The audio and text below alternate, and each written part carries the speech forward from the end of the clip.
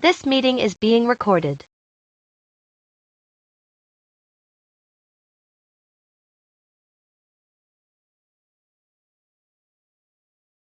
Burroughs Recreation Park District Board of Directors to order. This is our 1437th board meeting. Wow. Let's do the Pledge of Allegiance. Please stand. To the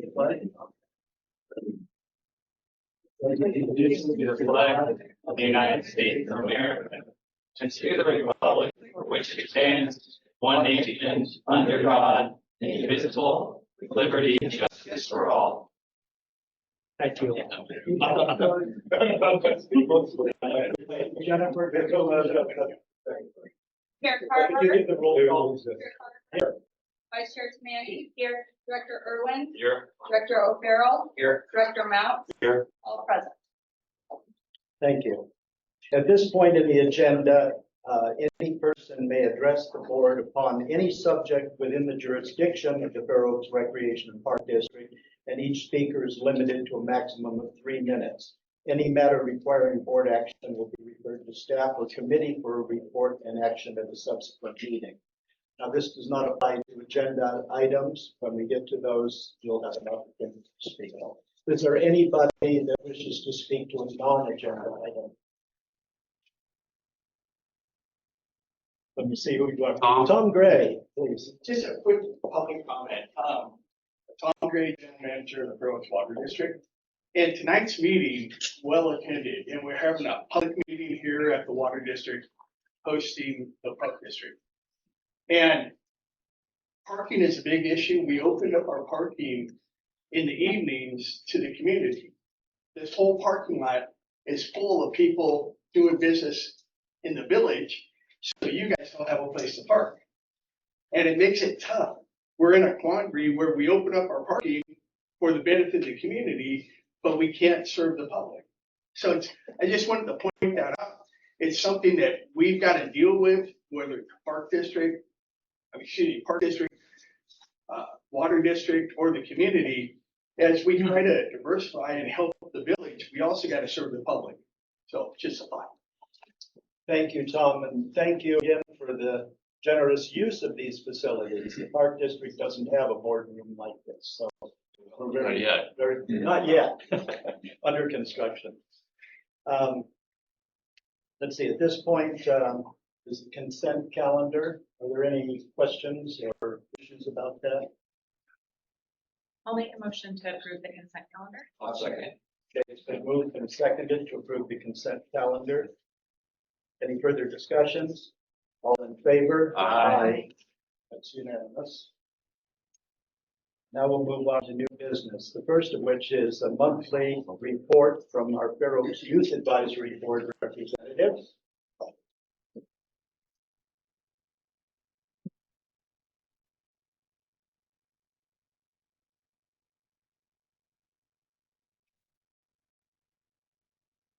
My name is Matthew Cao, and I'm the chair of the Burroughs Youth Advisory Board. So last meeting was the second, I think, and we discussed our trunk or treat and the Rocky Hollow Week for October activities. The trunk or treat went very well, and the Rocky Hollow Week is currently going on right now. We also discussed our new T-shirt designs, and we discussed goals, fundraising opportunities, and general expectations for the year. Thank you very much. For public information, we at the Park District have the Burroughs Youth Advisory Board, which is made up of outstanding students from a number of the area high schools. I think they're kind of have a lot of Bella Vista grads that are students this time, but it is open to people from all the high schools. We appreciate help for us. Okay, I suspect there's some interest in item 6.2, which is discussion and possible action on the Miller Park Disc Golf Course Safety Survey. Who'd like to introduce that? I'm going to let Sean Ventura take that. Good evening, Board of Directors. John Ventura, Parks and Facilities Manager. I'm here to speak on behalf of the safety assessment that we conducted as part of the ongoing issues we experience at Miller Park. And we got a presentation, so I'm gonna wait because all my note cards will not make sense if I just start talking.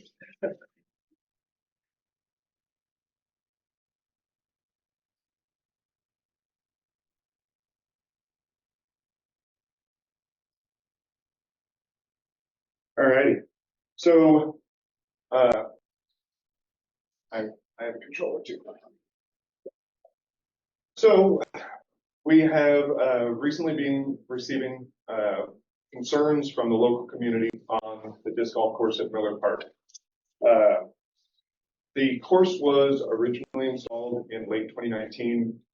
The majority of construction was completed then, and the grand opening was early in 2020. After receiving those complaints, we did contract with Leonard Muse and Whirlwind Disc Golf to perform a safety assessment on that site. It's been a little bit of time coming. As you know, in the public sector, things move a little bit slower. So in September, that safety assessment was conducted, and that leaves us with where we are now. So tonight, the board will review and discuss our mitigation options. It is designed to address safety concerns in Miller Park. There will, of course, be a discussion with the board, and a decision has to be made.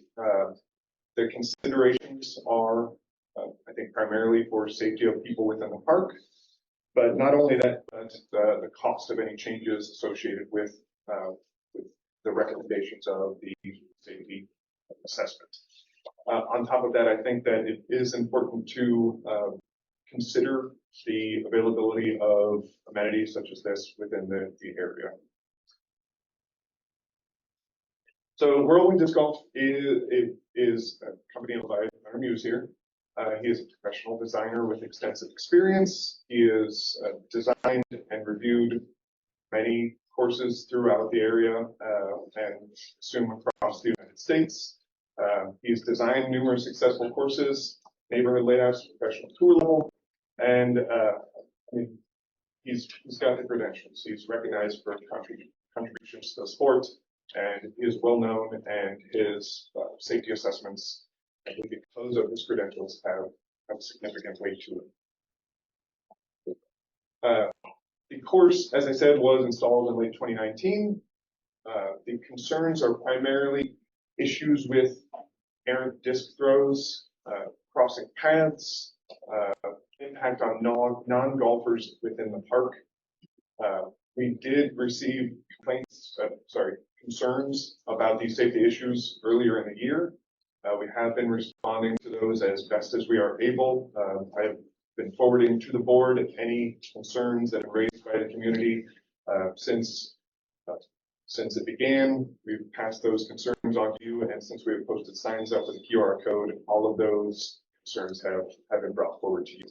I have responded to those concerns individually with information on public outreach meetings, and that their voices were being heard by the board. The overall goal of this safety assessment is to improve the safety of the course. That is the goal that was given to Leonard with the blessing of the district to assess that course and find ways to make it more safe. He has spent many hours out at the course, walking it, watching play, watching kids going from Earl Leggett Elementary School. He's provided recommendations to improve that safety rating of the course. To summarize some of the findings, some holes are not as safe as they could be. That I don't think surprises anybody here. Some areas present significant safety concerns, primarily the second tee, which goes right past a picnic area. If you, as they say, pull a shot, it could go right into a set of barbecues, which are directly to the east of that tee pad.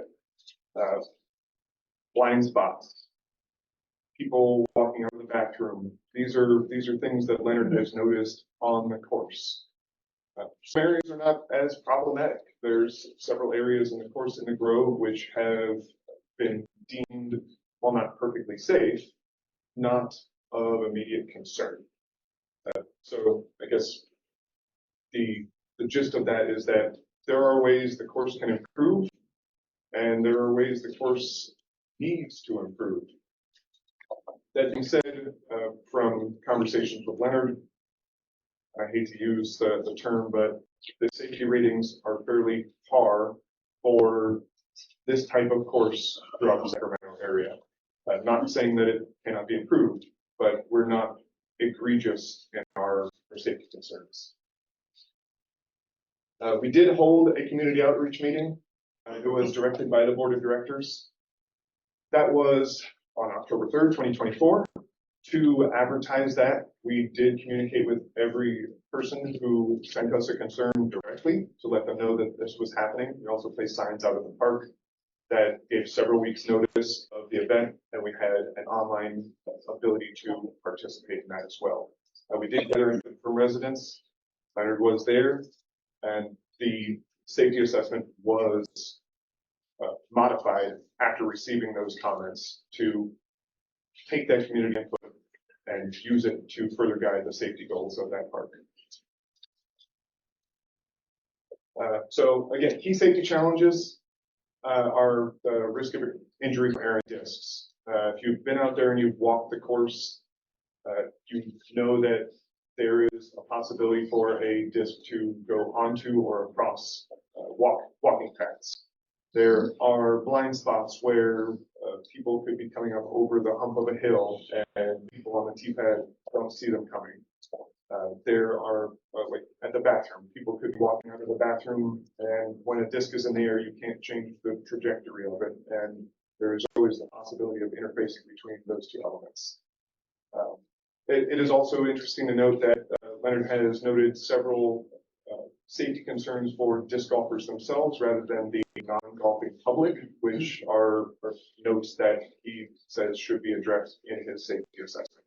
For example, the first 3 holes in that open bowl in the front of the park, there's a lot of opportunity for discs to fly into other players, and it creates a safety concern there.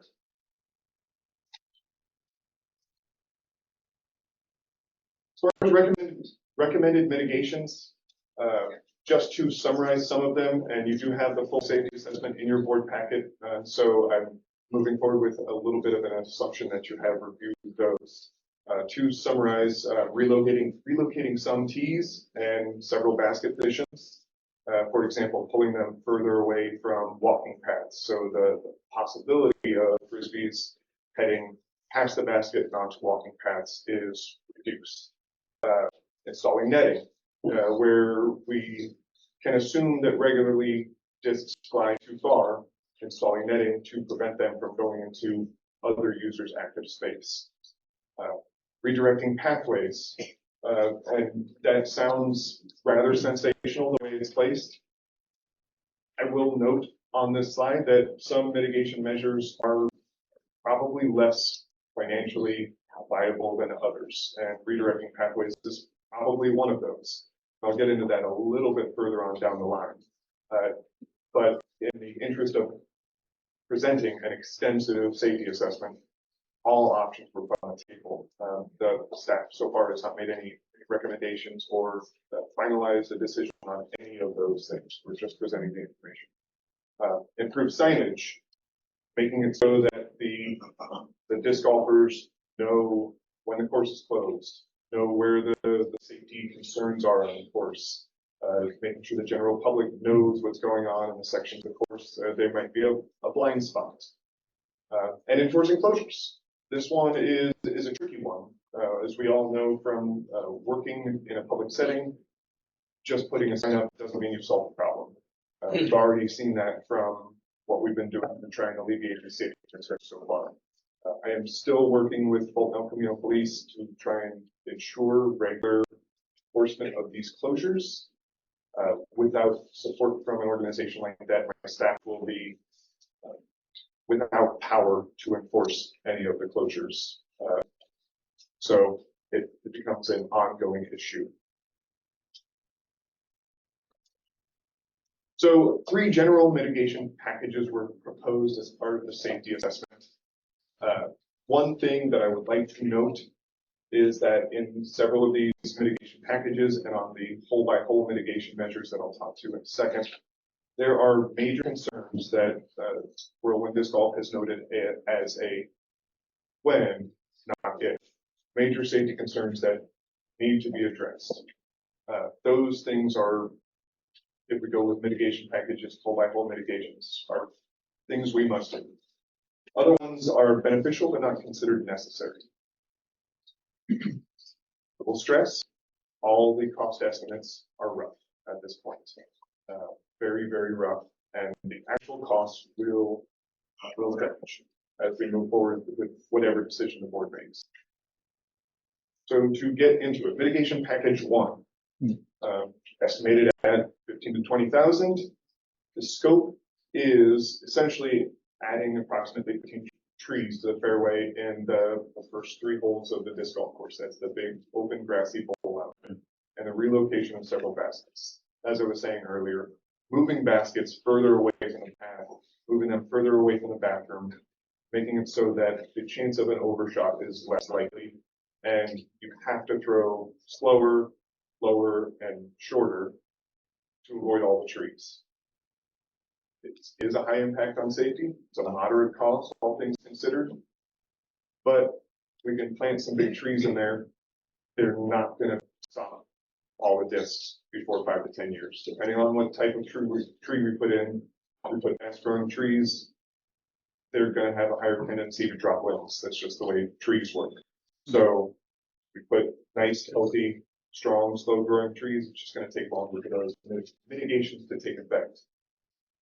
This mitigation package covers the front 3 holes of the course, that big open bowl. It doesn't cover anything else. And the addition of trees may make it more inviting to non-disc golfers. If we put 15 trees out there and they grow up to be nice shade trees, it may become a better place to picnic. As it is now, there's no shade out there. I have a met a kid who doesn't like to run through a grove of trees and have a good time. I am pretend. So it can slow the disc play down. It can mitigate safety concerns, but it won't solve all of them.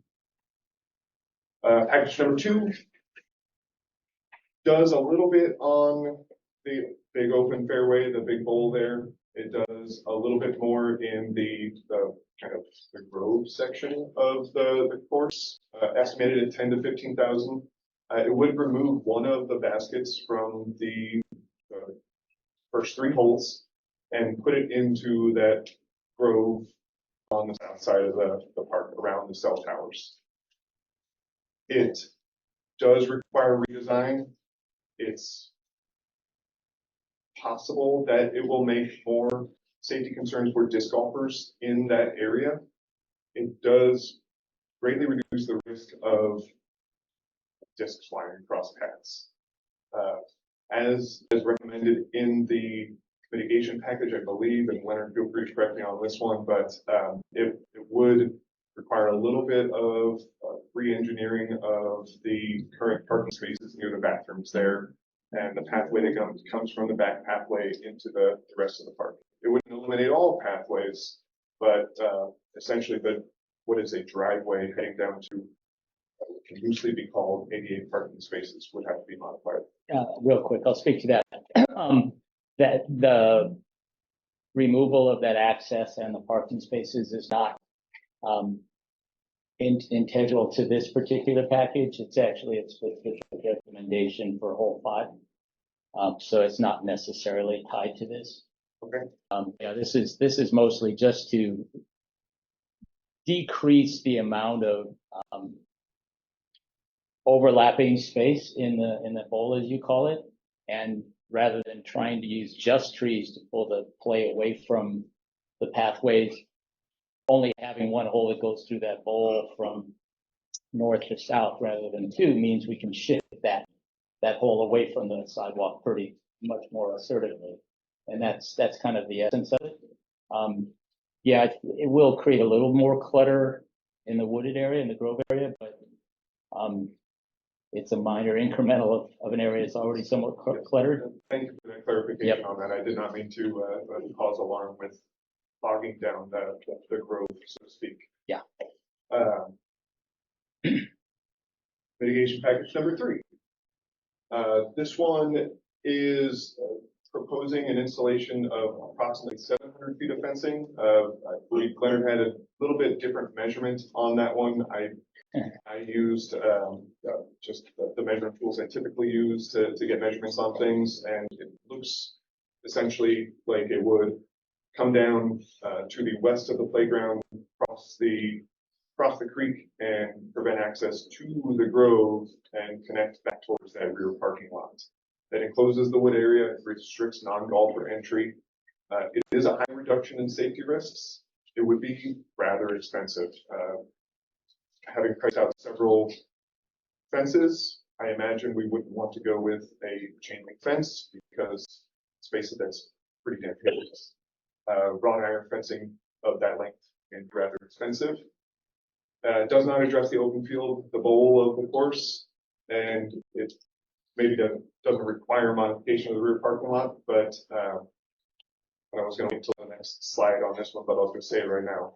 Like these mitigation packages, I don't think we're meant to be taken one by one. If we take all of them, or we take some of them, and maybe some hole by hole recommendations, and we create the best possible safety mitigation we can. These ones. Just real quick, one of the reasons why I created packages is because there were certain mitigations that I had in mind that would apply to multiple holes.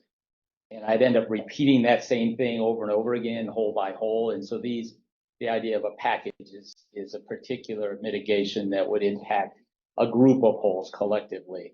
Of these, I think they were kind of not by coincidence presented 1, 2, 3 in order of the ones I thought were most useful or most cost effective. They could be used, together. But that's why I had packages in mind, just to simplify. Otherwise, the long document would have been even longer. Thank you. Thanks for that. Yep. And then there's hole by hole mitigation measures, and with what Leonard has just said, you can see that after reviewing the document, which begins on page 42 of the safety assessment, which is available in the board documents for everyone to review. It includes a lot of the costs that were associated with the individual mitigation packages in a lot of different ways. It increases if we're going for the major recommendations and the minor recommendations. Those major recommendations are the when, not if, and the minors are beneficial but not absolutely necessary. Similar scope to the packages: installation of fencing, netting, trees, signage, move baskets, tee pads. It's nothing new. If you read through the mitigation packages, it just breaks it down hole by hole. In my consideration, going hole by hole would be a maximum reduction in safety risks, and it hits the entire course. Cons are, as you probably guessed, it's the most costly and time consuming. And as I said earlier, some mitigation measures may not be realistically viable. I've spoken with contractors about re-engineering that back parking lot for unrelated reasons, and the work there could potentially be extensive if we wanted to do a good job handling the parking in the back of Miller, even just the pavement. I do have the hole by hole recommendations as a file we can review on here. If you care to, after we're done, go hole by hole to talk about any of those. In the interest of time, I was not including that in my overall presentation. So our options. We can look at other sites. We could remove this course. We could move it to another park, or we could take some of these recommendations and try and mitigate the safety risks at this park and hopefully get the most benefit for the most groups that use that park.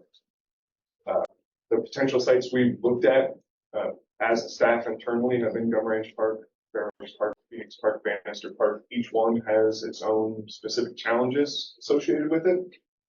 The site requirements should have adequate space, and based on the conversation we're having right now, or the presentation I'm giving right now should have very limited or no existing usage at that park. Otherwise, we will end up in the exact same spot we're in right now. As far as challenges are concerned with removing and relocating the course, obviously the place we move it to, we'd likely have to do another safety survey because we don't want to make the same mistakes we did before. As far as the challenges at North Park, staff is very much aware, I'm very much aware of the state of the use of the south end of that park before that disc golf course went in. It was used very illegally, very often. I personally have cleaned out more homeless encampments from the back of that right up against the fence of Earl Leggett than I can probably count. They've been regular and they're not away from the fence. They're not away from the side fence. Children at Earl Leggett. It is a very real possibility that will begin to happen again. Nothing it definitely will. There's something to consider. The course has eliminated almost all homeless activity at that park. And it should be said, we have many donors and sponsors from the local community, businesses and individuals as well. And I don't know personally what to do with things that have been donated by the community. I can't just surplus them and sell them as a donation. So guidance on that, if removal is recommended, would be ideal.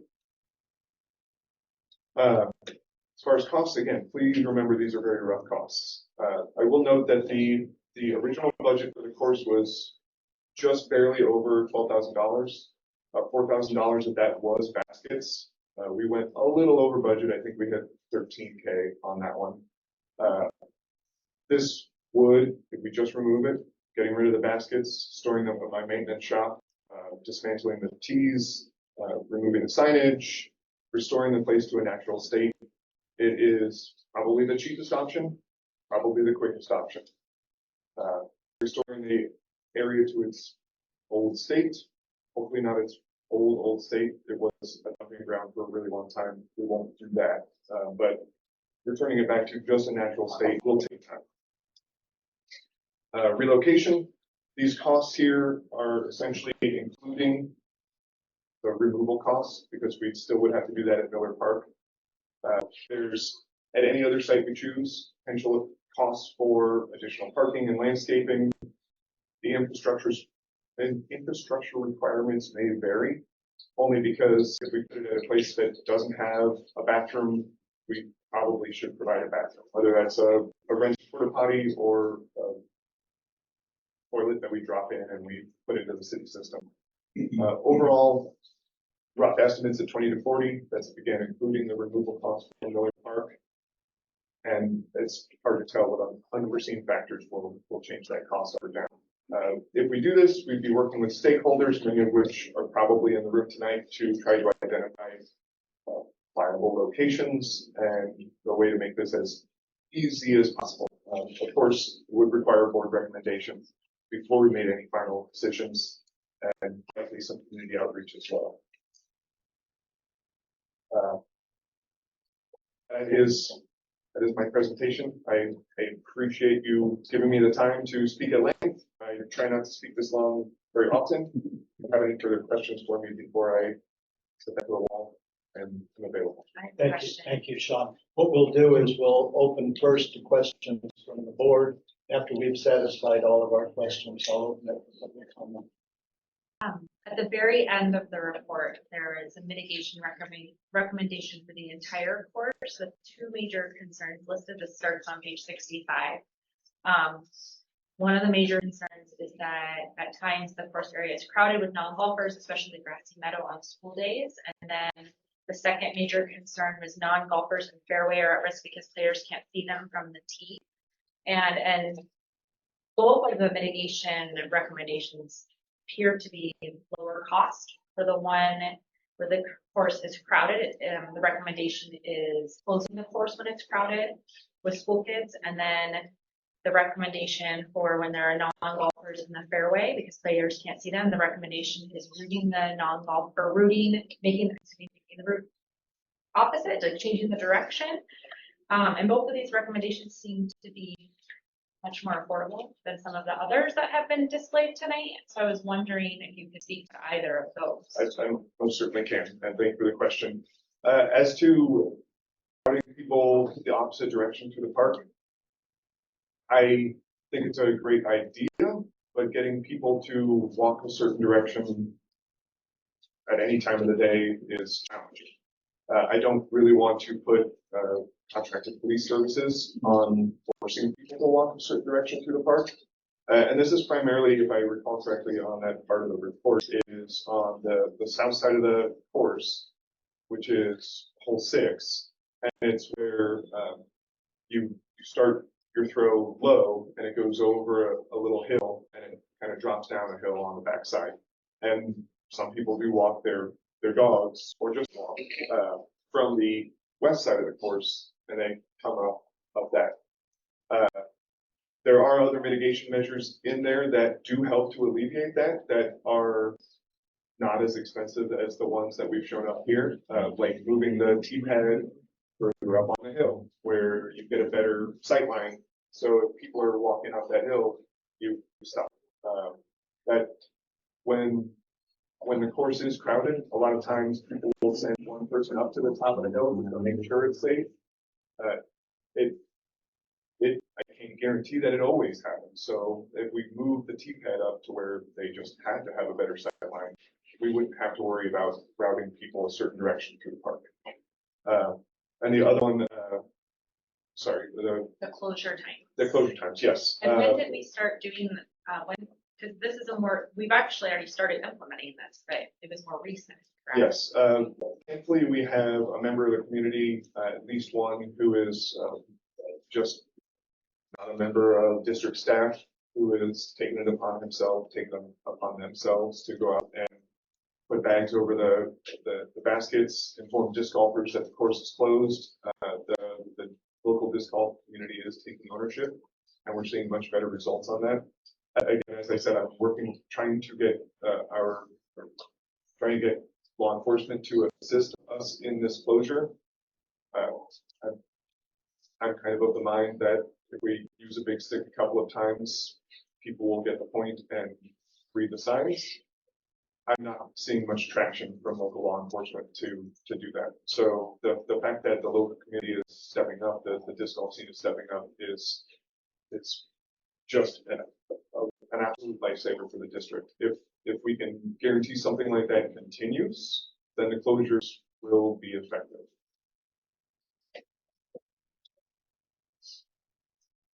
Questions from the board here? I had a question. So for course removal, hypothetically, T-pads wouldn't have to be dumped.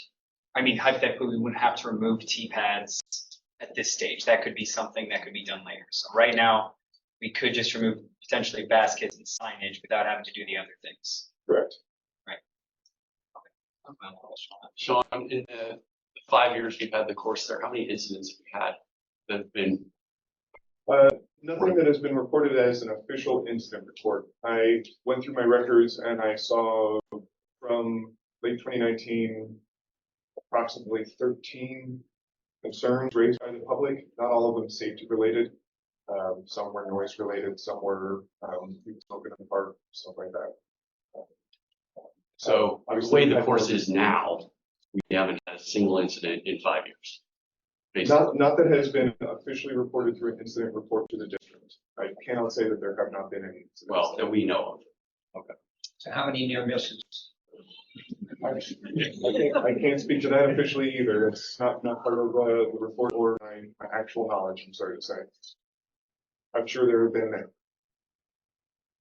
The other question I have is, I mean, to relocate and build a new course versus doing the best improvements we can that we can afford on this course, how does that weigh out? As far as cost, Which is the better option? Which is the better option? Yeah. I don't know if I can provide an accurate representation of staff stance on that. Unless you have you find the site and you do the evaluation, you vet it, do the safety concerns. I find me personally, and this is me as a staff member and as a person, I don't feel that other sites within the district will exactly be viable.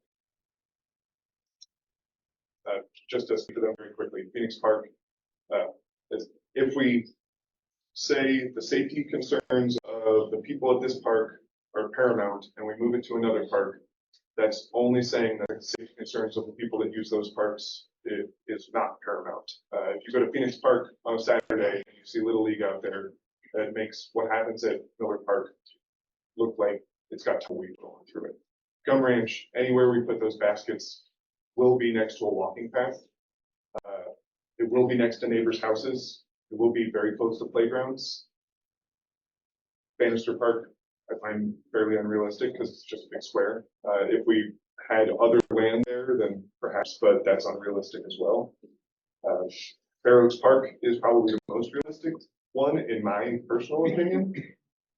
But again, it's not unused. It's not an unused park. So a safety assessment would be necessary no matter what to determine which direction it's being thrown, where the tee pads are, and how close are we putting disc golfers to Madison. Well, this was something, we didn't do that though in the first place with this, when we put this, correct? We did our best to think of safety concerns during the design. Sure, but we didn't hire someone like Mr. Muse when we made decisions. So what you're saying now is we didn't do that before. We would obviously do that going forward if we were to relocate, but it wasn't done when we were thinking about doing this location. That is an accurate statement, but we learned from our mistakes. So the timing that when this was put in, it was during the pandemic, and school was probably closed part of that time, so there was not a lot of school traffic. At least I'm making an assumption. I don't know if that's true or not. Most people Yeah, are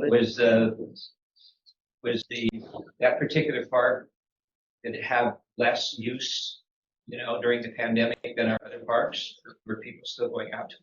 There were people still on the playgrounds fairly regularly, just like everywhere in the pandemic. It was extremely low compared to normal usage levels. During the pandemic, and it was predominantly the construction was completed prior to the pandemic. During the pandemic, we did remove all but one basket because I couldn't get the dang lock unlocked. And so we had one basket that was, for the most part, covered it with a bag because at the beginning, everybody was trying to just get people to stay home. So we did our best on that. Through most of the pandemic, or through, not most, because technically we're not even through it yet. Through a large chunk of 2020, it just had one basket out there. And there were still people using the course the best they could. I've got a few questions too. Are there any more from my fellow board members? Jotted down a number of questions. One, the study, where is that available to members of the public? This study? I don't remember the exact board agenda, Earl, off the top of my head, but if you go to forpd.org and go to Board of Directors, Agendas and Minutes, or just Board of Directors, it's at the very bottom of the page. The board packet is there. I don't know how many people have had the opportunity to see the full report, but if you haven't, and you didn't catch that, you can talk to Sean or one of us. In the interim, a lot of safety concerns have been brought to our attention. What are we doing in the interim to assure safety? Have we temporarily closed it? Have we, what have we done? Yeah, as I said, thankfully a member of the community has stepped up and is enforcing that closure to be a good partner and assist the district where they have time and we don't necessarily have time to spend 2 to 4 hours a day going out and closing every single basket. That closure is being enacted by a member of the disc golf community. Otherwise, we are speaking to members of the disc golf community to try and raise awareness of concerns at the park. We have not done any modifications to the course, any physical modifications, as we're waiting for board direction on that. We're not removing baskets, we're not changing parking layouts, we're not installing fencing.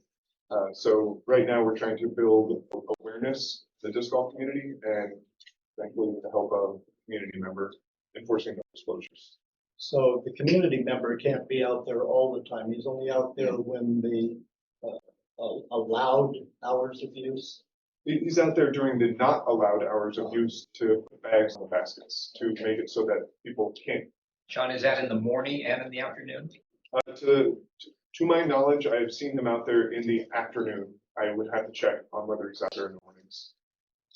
So that raises a thought to me. At the dog park or at the community gardens, we have a community group that kind of manages things. Now, all of those are locked.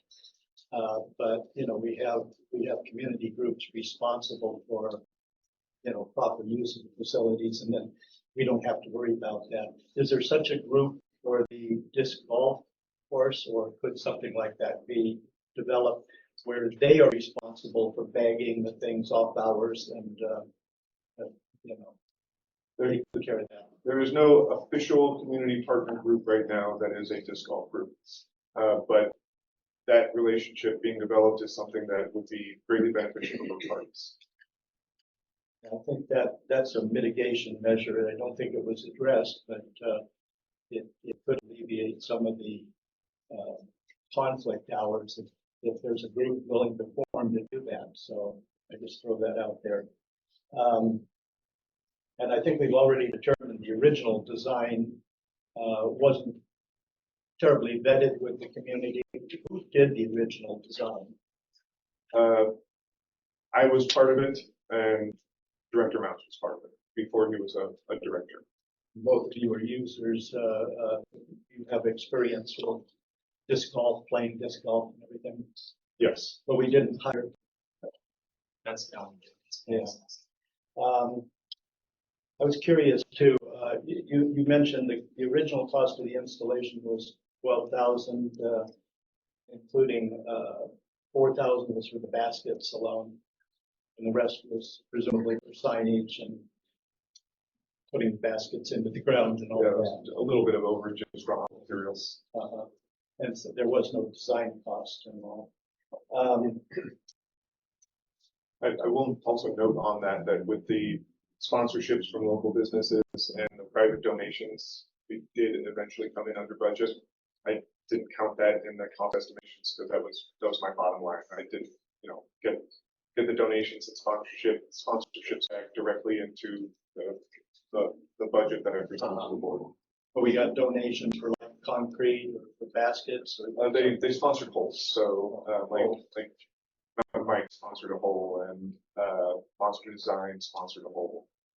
Several other local community members as well. And were those sponsorships included in this 12,000, or is that in addition? It is not included in that number. It would reduce it. I don't have the numbers in front of me, and I apologize for that. More. The overall cost would be probably under, I want to say under 9K as a rough guess with our donations, but I'd have to get back to you on those exact numbers as to what donations we received and sponsorships. And what was the cost of the study we've just done? I'm just curious. How much did we? It was not to exceed 3,000. 3,000? Not to exceed. Not to exceed. Good price, by the way. And I did catch that the relocation would at 20 to 40,000 includes the removal and relocation. Removal from Miller Park. Yes. And again, as Director Irwin has stated, we could potentially leave some of the features there, potentially to put a picnic table on. I will note there, we do have a major problem with ground squirrels, so any concrete I don't have to leave there, I would prefer not to, just because it will be a new home for them. But it is definitely something we can. Squirrel hunting. Would be nice. Love to. New dog park. And I didn't see as an alternative. You talked about the fencing for preventing errant discs going places, but what if, in conjunction with having a management group, is in lieu of bagging the things all the time, have you looked at maybe a cost of fencing the disc golf hill? I mean, it would require some, you'd have to deal with the poles, whatever you call them, that are out in the park itself, but having it fenced so that it could be opened at certain times and otherwise closed. That would alleviate homeless problems as well as preserve the thing in place. Is that something even feasible? The costs were estimated in, I believe, mitigation package 3 for fencing off the entirety of the Grove section. Yeah. As I said, when talking about that package, it likely would be something like wrought iron fence, which drives the price up because we don't want to just put a cyclone fence Right. around our grove.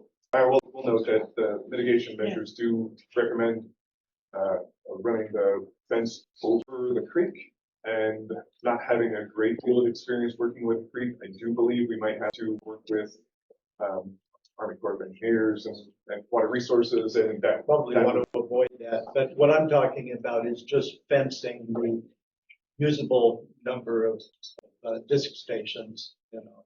So like just on the south side of the creek. And fencing just to isolate that from the rest of the park so it can be closed at certain times of the day.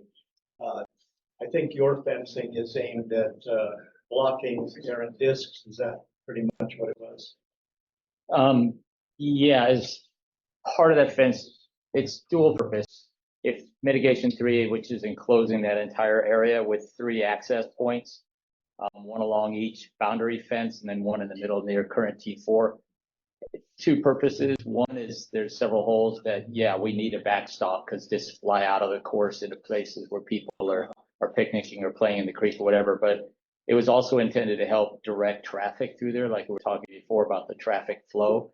So for people within the Grove area who are just walking their dogs or something and not necessarily aware of or having to think about disc golf, it was a way to maybe help them be more predictable as to where they would be in the course, as opposed to wandering more unpredictably. So it was both. You weren't intending in that alternative to have a gate that would. No, although to be honest, what I sketched, the difference between that and actually getting it off is about another 30 feet of fence. Yeah. Because I was only imagining, 3, 8-foot wide gateways that into that space. So that would be potential adjustment of that mitigation. Yeah. And then, without getting too far ahead, the one mitigation option where I had imagined reducing the bowl to 2 holes and adding a 7th hole in the Grove area.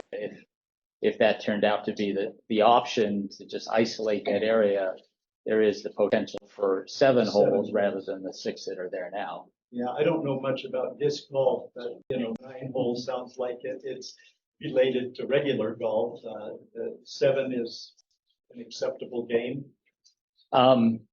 Yeah, it's odd. It's odd to have multiples that are not 9, but also it's a sport that people are excited to play, and they'd be happy to play 7 versus none. Or you go back and play 1 and 2 again. Well, when you saying, Sean, that, there was only 1 available during COVID, and you said there were people out there with that. There were several people out there. I wouldn't say it was the hot commodity in town, but that required a lot of crossing paths, and it wouldn't work without the park being otherwise empty. Sure. Go ahead.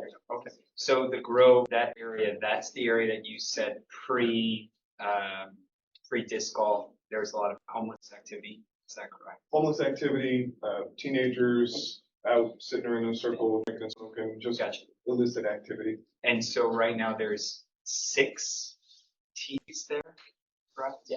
Okay. So I was going to say, so hypothetical thing that wasn't on there, because that seems like a less issue with kids. At least I'm very curious to hear from anyone speaking about that, but that could hypothetically have just keep the 6 there.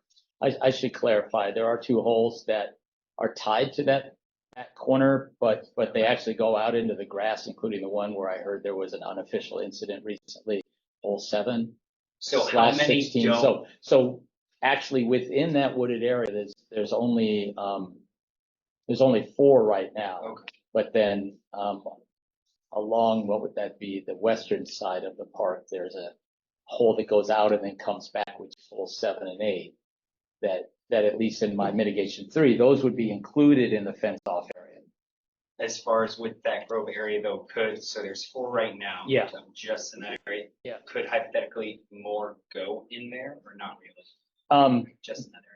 Hypothetically, I've designed, 4-hole courses in less than an acre. I mean, you can do mini courses, and I have, but to retain the basic feel of what's there now, 5 would be the max you could fit in the wooded grove, not crossing the creek at all, not getting into the grass areas at all. There's, as I'm viewing this, there's kind of 2 kinds of users. There's the serious users that want a 9-hole course, 9-basket course, and then there's just casual users that might want to come with their frisbee and play with it. Is that the case too, or no? I don't know if I could say that is 100% accurate. In my opinion, I would say that most people want a full course experience and they want 9 holes or they want 18 holes. There still are very many casual players that go out and do it, but they don't have lower expectations of what a disc golf course is.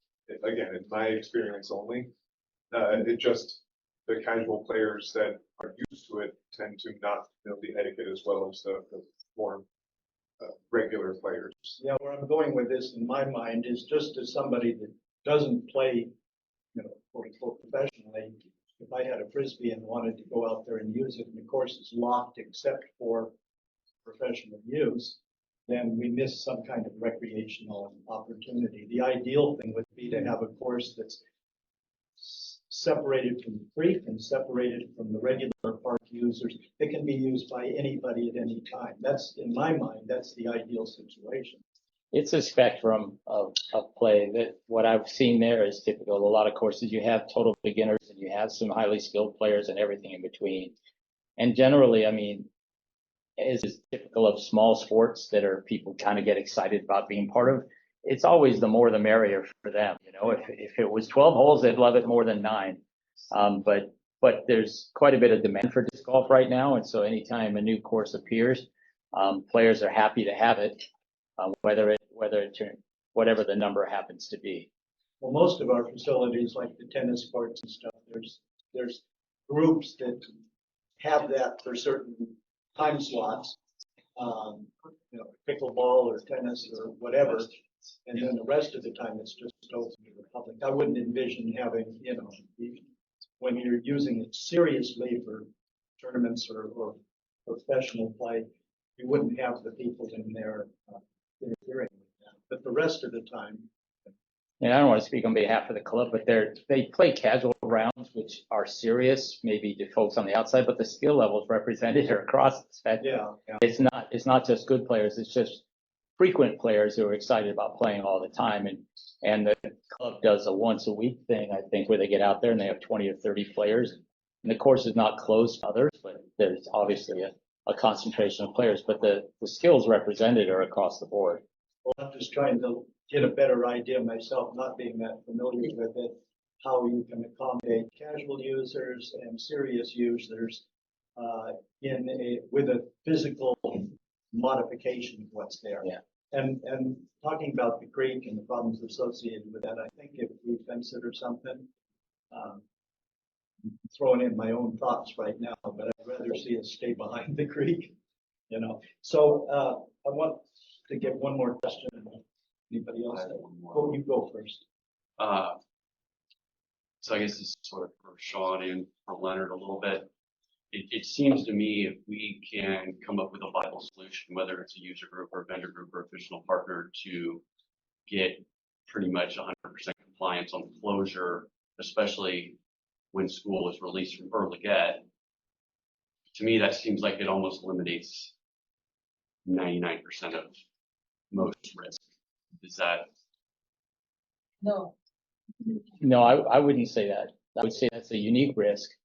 And maybe the one that's most unmanageable through any other means. I mean, when the kids are spilling into the park, that's the one time that you've got a large number of people, disproportionate number of people, and also youngsters who are going to be less aware of, this is a disc golf hole, or, that they're just gonna be out there doing whatever they want, which is great. That's why the park's there, right? So that's the only way you can manage that particular scenario is through closure.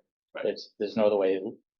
All of the other mitigations are just unique to the dynamic of those particular holes, whether it's overthrows going across a path or number 6, where you can't see where a good shot is supposed to fly over the crest of that hill, and it's the most likely place somebody will be walking through that space. Each of the holes, presents their own dynamic. I do want to just point out real quick that, again, major concerns is what I said must be mitigated. Not all the holes had major concerns, if I recall, maybe 6, but yeah, but in many cases they were unique scenarios to that hole that needed a custom solution. And we are mitigating those critical holes as we speak. And Just with course closures and trying to raise course awareness. I mean, we're not bagging those bad holes. Okay, we'll address that later. The thing I wanted to say, I'm a licensed professional landscape architect, and I was looking at, and I've been in this town for 47 years, lived here, and I've been on the board for 22 years or something here. And I was looking at all of our parks and possible opportunities, both in the parks and elsewhere. Phoenix Field doesn't seem to have very good places. Fair Oaks Park seemed to offer the best location for relocation, which is the north end of the Oak Grove, which is very seldom used. Once you get past the picnic areas out towards Madison, there's quite a bit of real estate out there that is only used in events, which could be compatible with a disc golf course. I identified that, and I'd like to hear at some point, maybe later, the disadvantages of that site from the point of view of design and the point of view of viewers. The other thing is we have at Gum Ranch, we have 2 detention ponds, one which we own, it's fenced, and it's quite large. I don't know how many acres that is, but it's the larger one we do not own. no, that one is owned by County Water Resources. However, use agreements could potentially be made. I assume that we don't have any potential use agreement at Sailor Bar, even though we once owned it. We have no agreements with Sailor Bar. Yeah, that's all I had. The disadvantages if we had it at Fair Oaks Park in the north end of the Oak Grove, and the disadvantage if we used the smaller detention pond at Gum Park. So that just, Director, that could hypothetically be a recommendation of itself. That to me, obviously, I wouldn't want us to say one way or another on Miller Park without potentially knowing that. So I'm just saying that could be It's a recommendation. factored into the whole consideration here. We're looking at potential relocation. I want to know more specifically the disadvantages of those 2. I don't see any other place in our system that would be compatible with what we have. Bannister Park is a great open space, but we don't want the discs flying into the governor's backyard or interfering with practices, sports practices. So, Line into mine. no other comments from the group? Well, then I'm going to open it to public comments, and I've got, if you want to speak,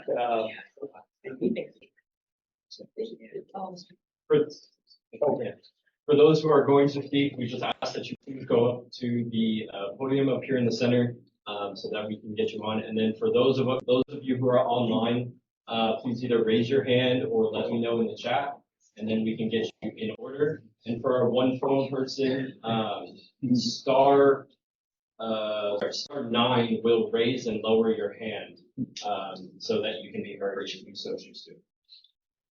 okay, I think rather than, correct me if I'm wrong, rather than open it to questions, we'll give each person that has questions or comments up to 3 minutes to go to the podium so you can be on our cam here. And I'll start with the people that are on the list here or that turned in the forms. If you want to speak, you haven't grab a form on the back there. So first is, looks like Nilu Nazifi. That's me.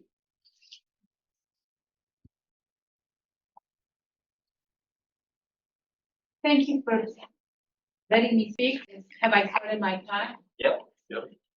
If you decide to keep, so the first thing that Sean said was that no one had reported an incident. I specifically reported one incident. I called, I spoke to Mike.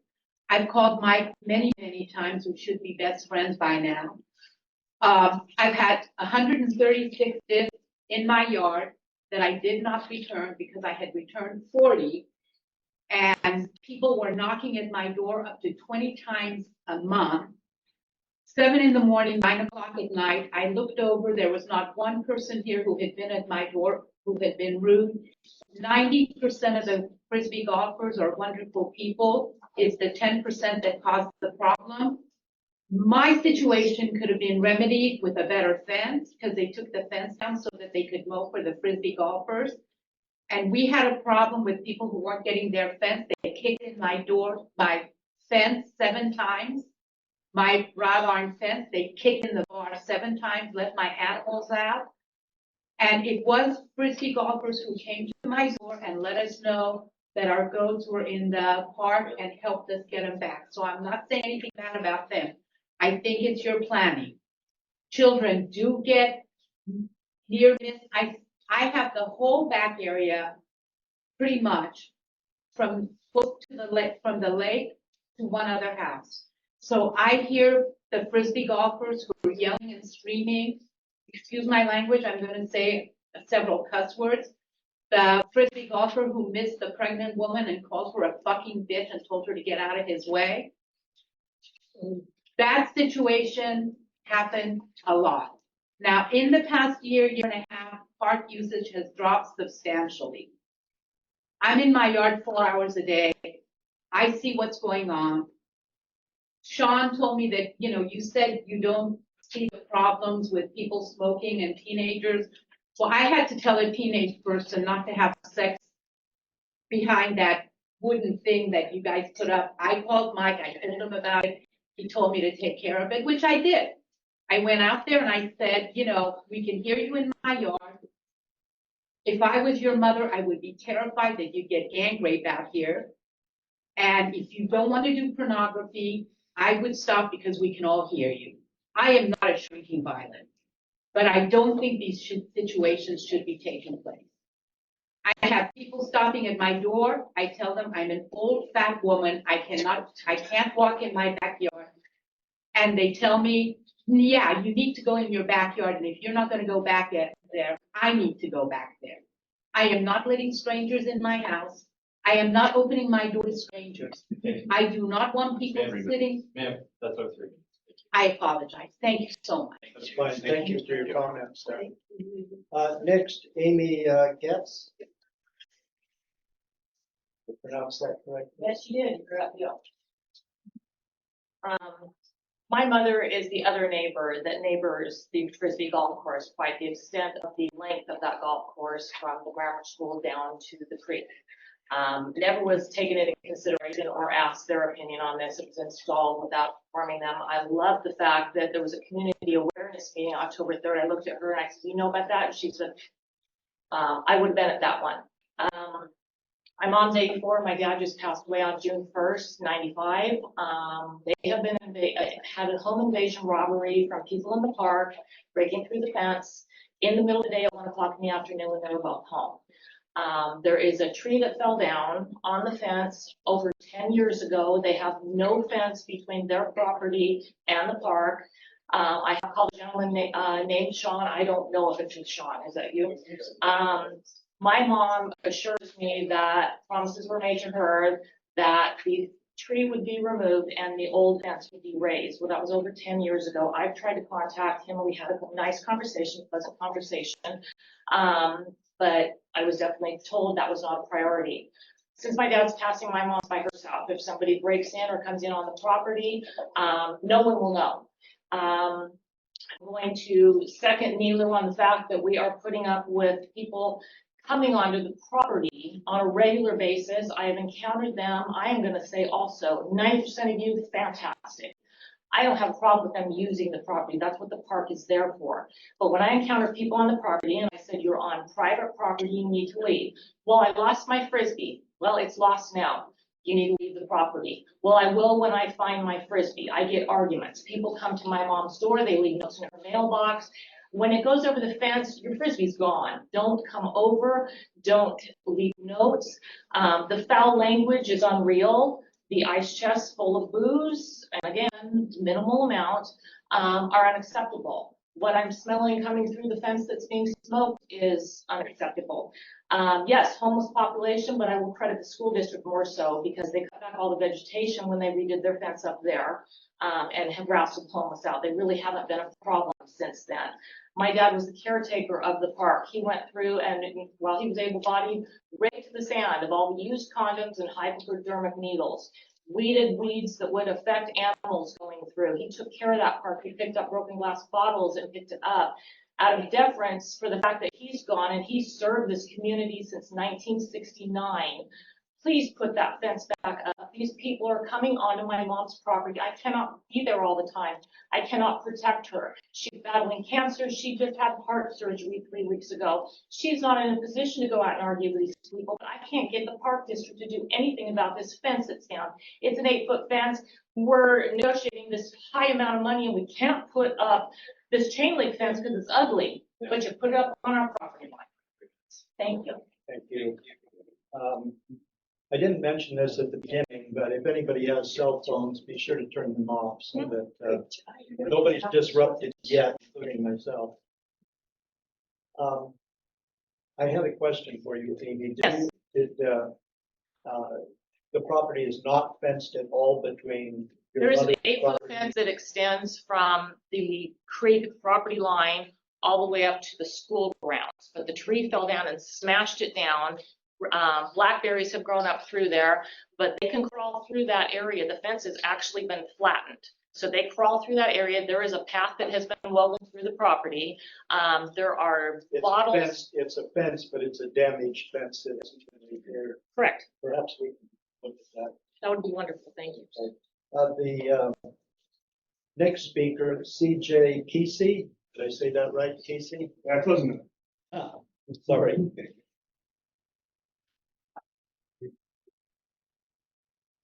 Good evening, elected board members and friends of Fair Oaks. I'm genuinely grateful for the opportunity to share with you the profound impact of Miller Park Disc Golf Course in my life.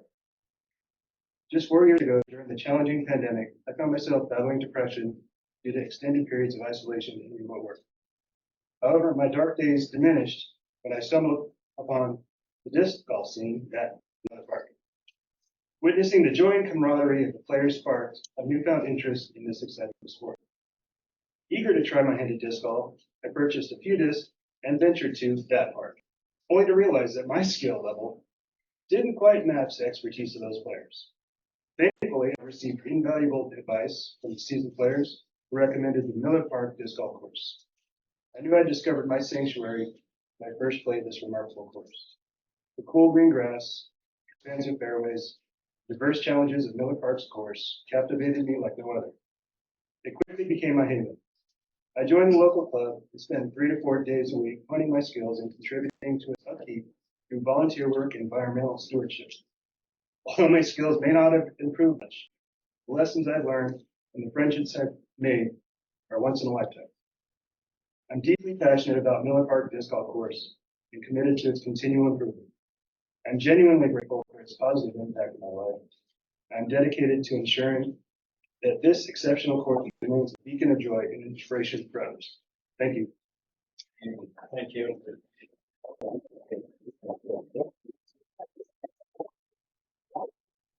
Seems like you're one of the 90%.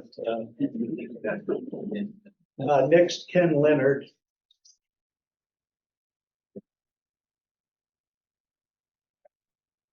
Hello, my name is Ken Leonard. I'm representing disc golf from Sacramento. I was the builder of the majority of the course of Reichman Disc Golf Course, and worked with the city council and whatnot. And we're a twin kind of course to your course. We have about the right size, the same kind of users. You guys do have a beginner course / intermediate course, and it's a special course. I disagree with lowering the amount of holes that you have. I've played through all about Northern California into 5 or 6 different states playing disc golf. I don't know any quality course that has less than 9 holes. I encourage you to keep at least 9 holes in your course. I'm so encouraged to hear that you guys are exploring other options and not just thinking of a closure. Disc golf is very special to, I think, our entire community. I could go on about, you know, the benefits of keeping the homeless out and things like that, and the families and the kids that we have come through our park, your park, has been incredibly beneficial. I think they're getting them off their phones, they're getting them outdoors. There's all advantages to disc golf, and I think we all know that. But you know, I'm encouraged here by what I've heard here today about Enter Muse. I've actually worked with a little bit with him. I actually donated $500 of my time and labor to your signs here at Miller. And I'm encouraged to hear, you know, if the safeties, there are some concerns, addressing those concerns and making it, of course, safer. I certainly encourage that. But to what extent I would be careful. You know, if you move this course into where there's hardly any trees, or the experience is not very good, you're going to lose this community. You're going to lose this disc golfing experience that you have. And I've seen courses that have been built for the wrong reasons and moved for the wrong reasons. And you're going to get courses that's not going to be usable. They're not going to be enjoyable. They're not going to be used. You're going to have 9 baskets out there doing nothing. And so I encourage you to take a very close look at what you have here in Miller. It is special. And if you were to locate it, is it going to be special as well? And I'm offering myself as a resource. If you have any additional questions or some of the things that we've dealt with in our city, I would like to offer that to you for sure. But overall, I'd just like to say, thank you for having everyone. Thank you for, hearing us out and rather than just blanketly closing the park and moving forward. And looks like you guys are searching out resources and trying to make this work. And I thank you for that. I think bagging the things is a really good idea. How that can happen is gonna be a big challenge. Closing the T pads, you're gonna get a lot of success. Yep, sir. 3 minutes. Yep. Thank you. Thank you. Thank you.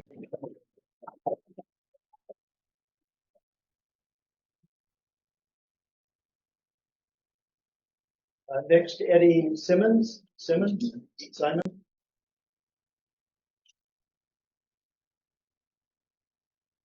we have Eddie Simon? Did I spell that or pronounce that correctly? Yeah, he stepped out. Okay, I'll put it down the list. He's coming back. Oh, okay. Eddie, you're on 3 minutes. I played a right disc golf course. I can't count the number of times that the homeowners tell us, thank you for being here. A lot of homeless people used to be there. They're all gone now. It's clean out there. So I think we are positive in helping out the community. Our president there chasing the homeless people out. I'm not against homeless people, but they was out there doing stuff, throwing stuff in people's backyard, drinking beer. They all go now. So I think we can be positive in that area. That's all I have. Thank you. Thank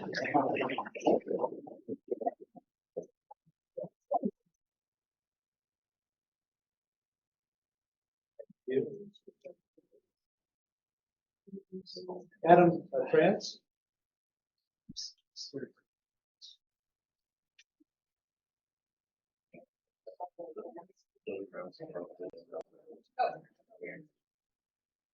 I may have got that right. It isn't Krantz? I can't hear anyone.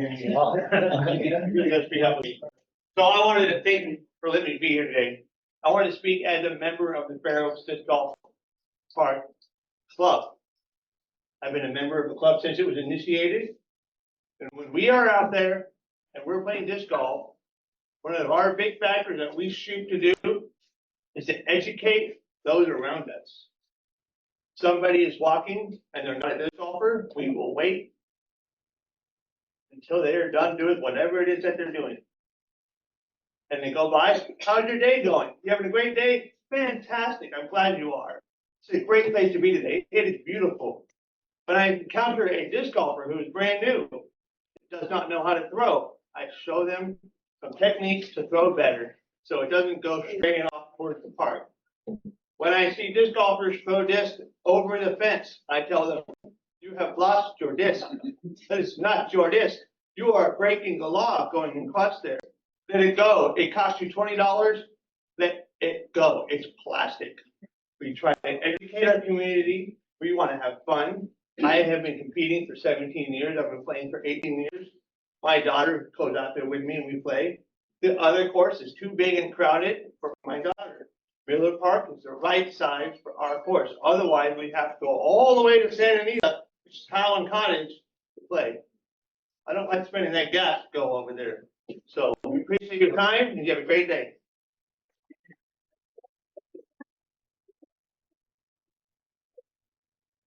Thank you. I don't know if it's my eyes or the penmanship, but James Booton. That's the best. For the record, could you restate your name? Certainly. James Lustenatter. I'll speak as a neighbor and as a disc golfer. I joined Fair Oaks neighborhood in 2020 February, and you should have seen my face on movie day when I spotted the baskets for the first time. I would have paid more money for my house if I had known the course was there. I am truly sorry to hear the experience of my fellow neighbors. That is unacceptable behavior, and I apologize on behalf of anybody on my community from disc golf that might have treated you poorly. I think we should try not to conflate some of the security concerns with the sport. I also think that us as a barrier, as members of the community and neighbors, is a reality. And if it's the middle of the day and we're there, bad actors are not there. I'll also say there's a saying in golf, a bad shot doesn't make you a bad golfer, but invading someone's property, it makes you a bad person. So I just want to acknowledge that and acknowledge your guys' concerns because that's alarming and it's embarrassing and it's shocking. So as your neighbor, I'm sorry to hear that. I'd also just say thank you for hearing everybody's concerns and really taking a thoughtful approach to this instead of a reactionary one. And yeah, I think Miller Park is a source of pride and joy for me as a Fair Oaks citizen and a new one. And I hope that the city sees it the same way. Thank you.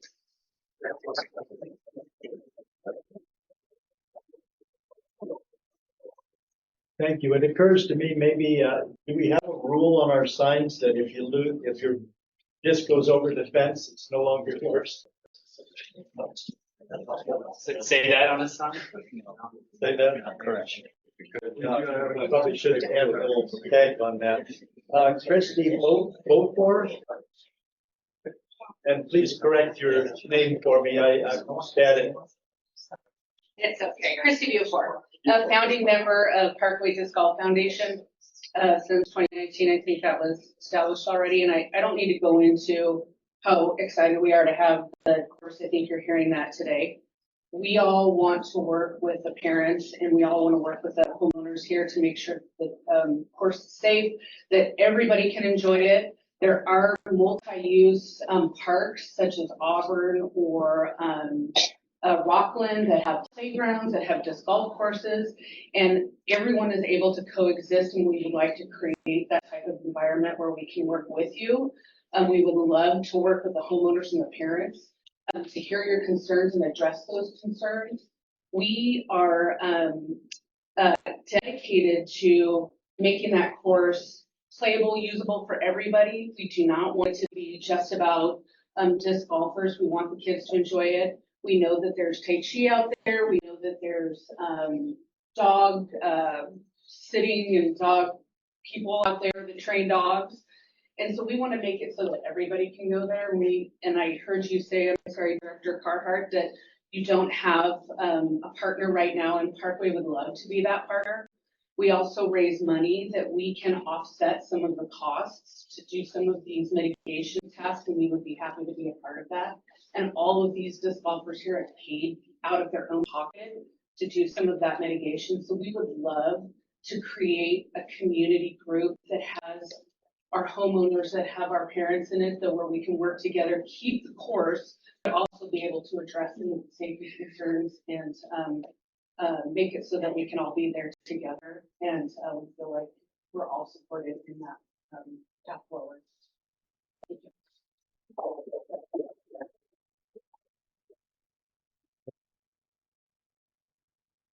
Can we follow up with Christie on that to find out more about the association she's in? Because that sounds like it might be a good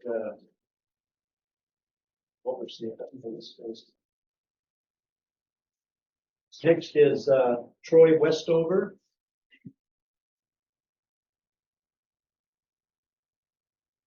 Hey, I'd just like to thank the board for the opportunity to speak. I'm here on behalf of the disc golf community and stakeholders in Fair Oaks.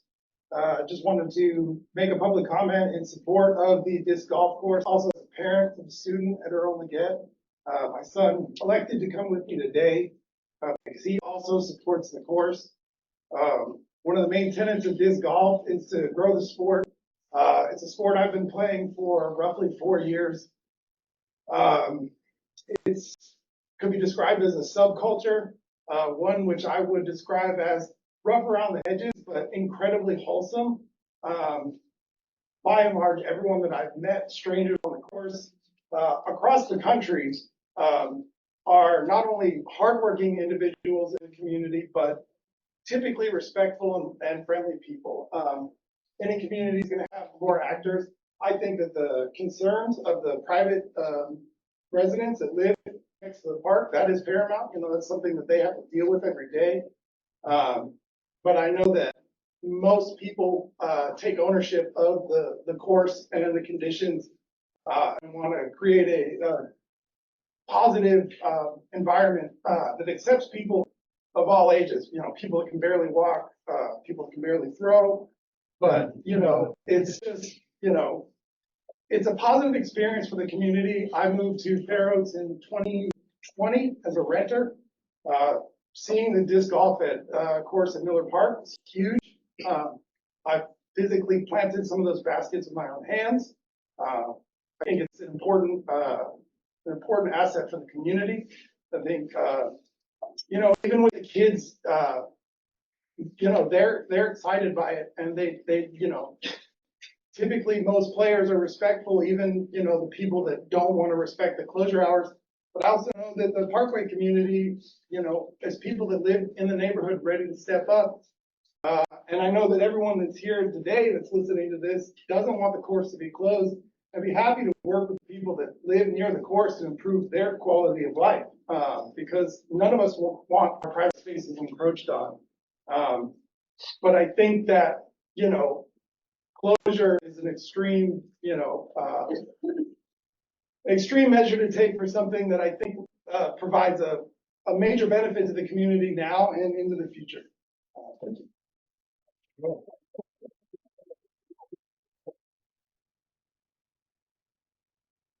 Thank you. Which one of you is the better player? He's got better forehand. Okay. Next is Jasmine Betloff. Is that right? Betloff? So I gotta say that like disc golf has always been part of my life. I've been playing for what, 15, 16 years. I've had multiple surgeries. I've used it as like a way of like recovery. I've had multiple rotator cuff surgeries on both shoulders. I've used it as a way to recover. And like the camaraderie as a trans woman is like ridiculously awesome. Like I wouldn't have been able to be in the position I'm at or play or feel comfortable without having another partner. So it's always been like a really good place for me, and like especially with all the people that I've met along the way that support me in everything I've ever done. It's always been awesome. That's all I have to say.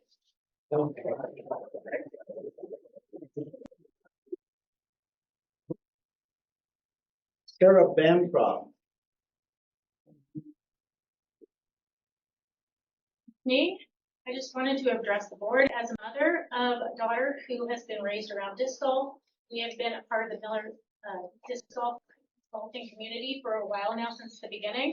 And I have to say that it's been a wonderful way to get our entire family out exercising and having outdoor time, being away from the screens. My daughter plays in the center of the park, in the playground, while we rotate around and do all the different baskets.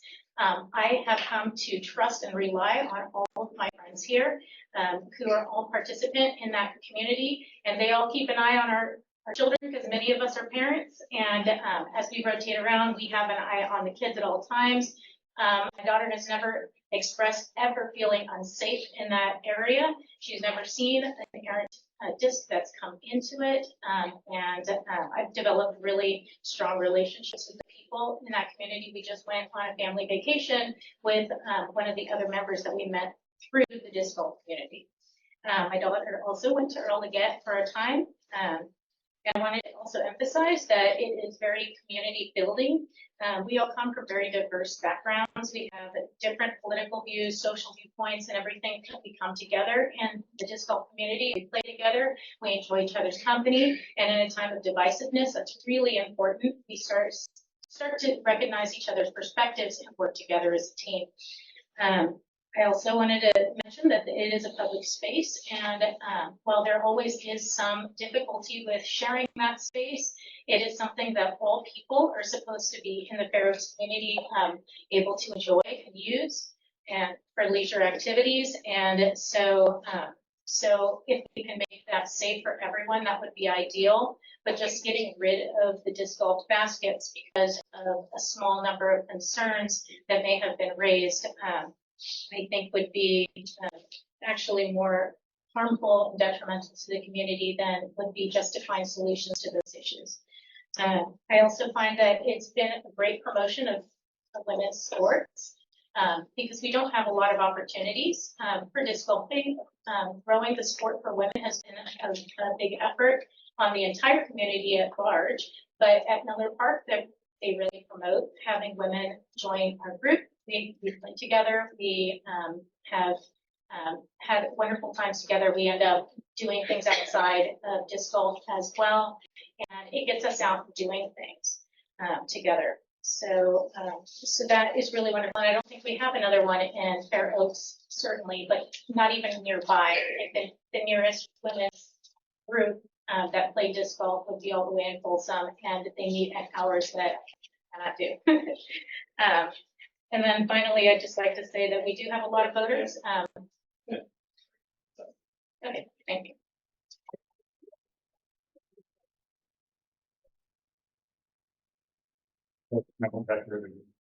We'll let Aaron Bancroft maybe continue that idea. One thing I'd love to hear from some of the disc golf users is your thoughts about relocation within the community, if anybody wants to address that. So Aaron Bancroft. Next.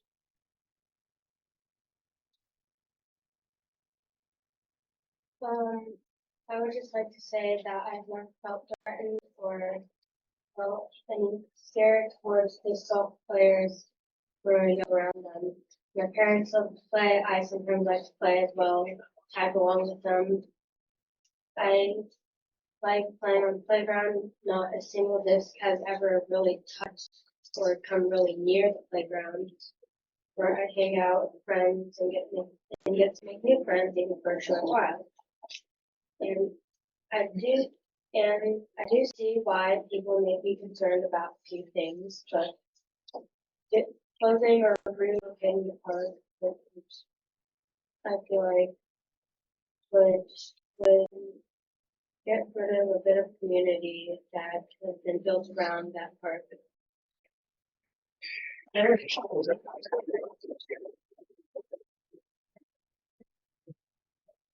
Thank you, Aaron. I think you may be a future candidate for our Fair Oaks Youth.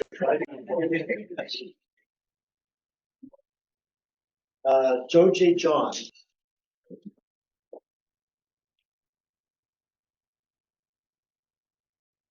Thank you for the time. I didn't really plan anything today. I just want to walk up here and say I really do appreciate the fact you guys put this part. It has changed the dynamic of Fair Oaks.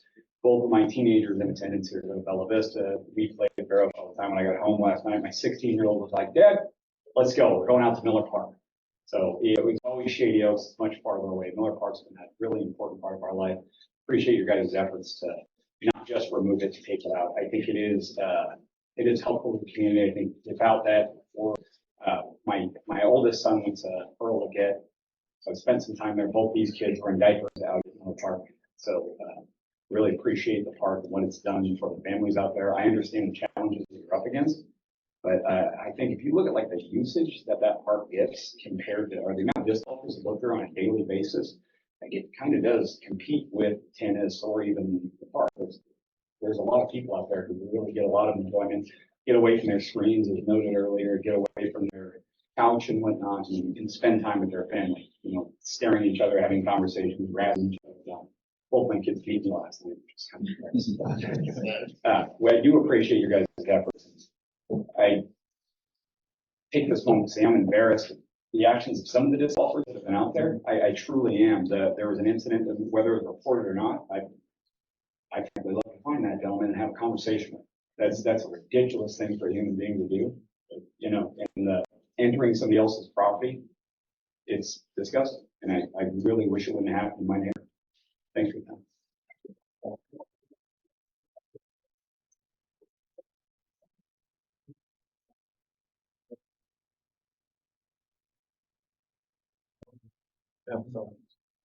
Or you ran out of forms. Yeah. Okay.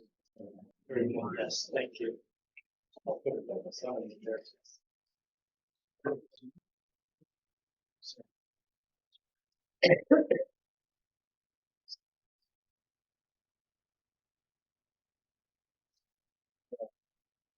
We're just mentioning with your golf users, if you've got any suggestions too about how we might better manage the bad players, how you might help manage the bad players, throw them into your comments.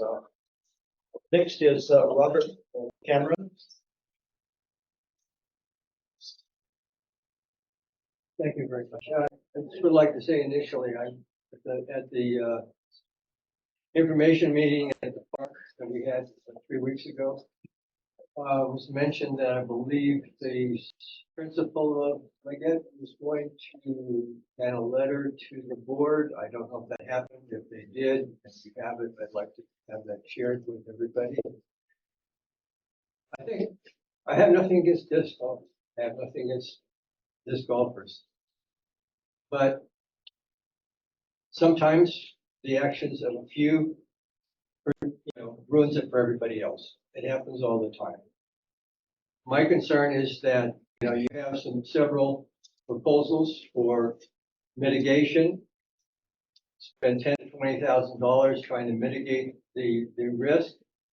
But I guarantee you, if somebody gets seriously injured, the cost of the litigation in terms of damages is going to make that look like chump change.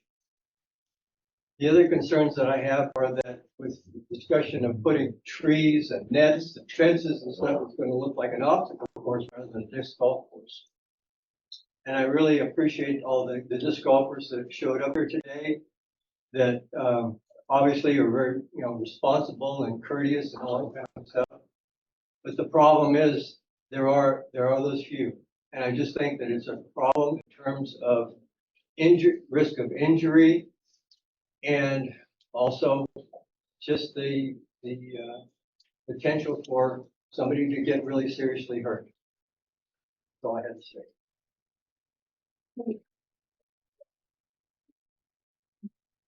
Thank you. Next, Lindsay, I had problems last time with this copper end. Hi, Katie Copper. I think it's great that people play disc golf here today, but it is self-selection. I love that you guys think about people, that you're doing all these things, but I am one of the people that was part of this, because I had a kindergartner last year. We spent 4 days, a week or so at lunch going to the park, and 3 days, probably a week, we'd have somebody screaming at our children, not just me, saying, get the fuck out of the way, we're playing disc golf. Okay, it's pretty upsetting when your 5-year-old is being screamed at for fishing on the sidewalk. You're like, it's noon. Like, why can't my kid play One of the things I'm a little disappointed about is I understand this is a great disc golf course. I wish that somebody here at the disc golfer would have had an alternative option. We tried to work with them to be like, hey, can we remove the discs from the field so that we can at least have one section of the park so that kids can play without worrying about the discs, and then you guys can have the other half of the park and then kids can just watch out for discs. But there's right now where it's like the way it's laid out, there just really isn't an opportunity for the kids to really run freely without having to think about it. We constantly have to worry about having someone say you need to move because we're playing disc golf, which I get, it's a game, it's a mixed use park, but at most mixed use parks, there is at least a section where the kids can play. So that's kind of where we're looking. I think a lot of the ways can, like, these disc golf baskets are easily removable. Can we take them out, say, 4 days a week, and you guys have days in which the 9, like you have the woods in the side, you know, and then like maybe 3 days a week, the other hole, then it's a 9-hole course. Like, or when you have a tournament, put the baskets back in. Like, can we think of something alternative? Because right now, everyone's just defending themselves and not thinking of the solution.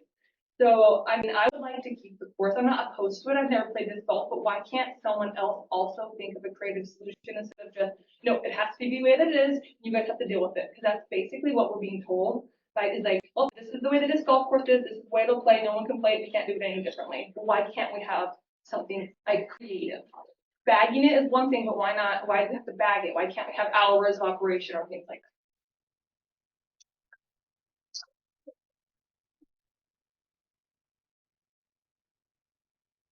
For the second of my time, can I use my 30 seconds? No. We got a lot to go. Sorry, sir, you had your, sir, you had your time. Thank you. Okay, Caitlin Armstrong. Hi, I'm Caitlin. I'm a community member as well. I do have a property that borders Miller Park. It was one of the selling reasons that my husband and I bought our house, that and Leggett. I also have 2 students that are Leggett students, to include one kinder who loves to use the park at noon when he gets out of school. The bags, I think, have actually worked from 3 to 4. I've noticed them for the past maybe 5 days. Excuse me if I'm wrong with that. However, there is still children that walk to school in the morning that we see incidences with, and there are kinders and littles that get out at noon that love to play at the park that are constantly facing disc golfers that are not happy that they're there. I know that multiple of you have said that it is a multi-use park. I completely agree with that. However, as a community member, it's unfortunately turned into a single-use park with disc golfers claiming all of it. The children are yelled at. I have had profanities yelled at my kids more times than I can count, to include the fact that my 5-year-old asked me what a few words meant, because we were familiar with those in our house. And to include the fact that my husband simply tried to bring up that the park was closed as he was walking not only our children, but some family friends home from school one day. He simply tried to ask a disc golfer, hey, I think it's closed from 3 to 4, and he was followed home onto our property.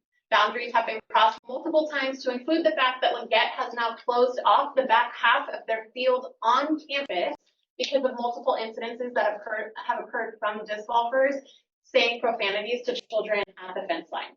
You guys all seem lovely. I wish you guys were there playing disc golf all the time, but unfortunately that is not the case. And as a mom, and as most of you are parents, my mama bear takes the priority. And I think that we can all come to an agreement where this can better suit you and better suit moms and parents that are nervous to have their kids in a park that does not seem to welcome them at this time. I hope that we can come up with a collaboration together, but like I said, as a mom, that comes first. And I hope that you guys can all understand where we're coming from on our end.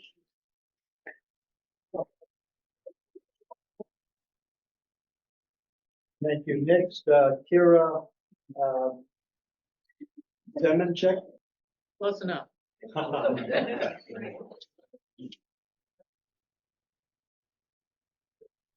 Hello, thank you to the board for allowing me to speak. And I first want to let all you disc golfers know, every single person that came up here, you have said very beautiful things, and thank you. I really mean it. You've all said very beautiful things.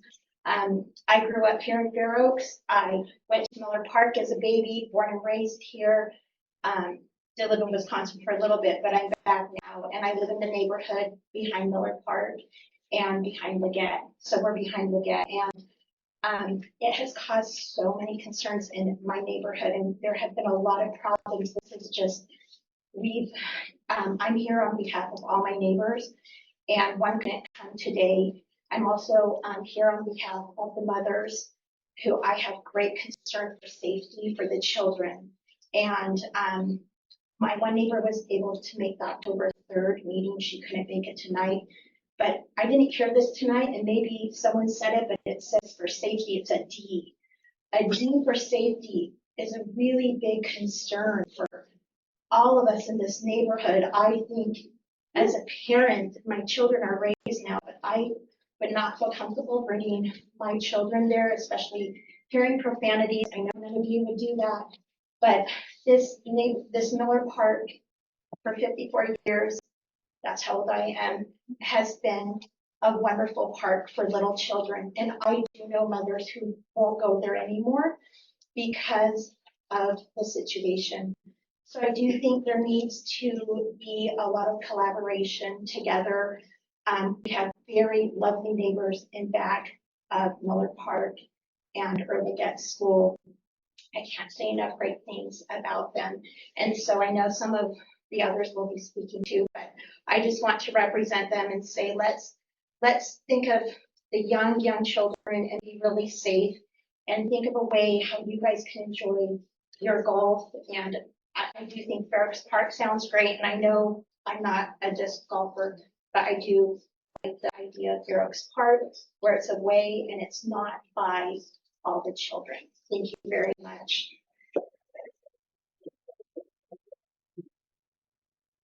Leonard, correct me if I'm wrong, but you sort of alluded that it was it's not an overall score for the course is a G, but there are other holes that.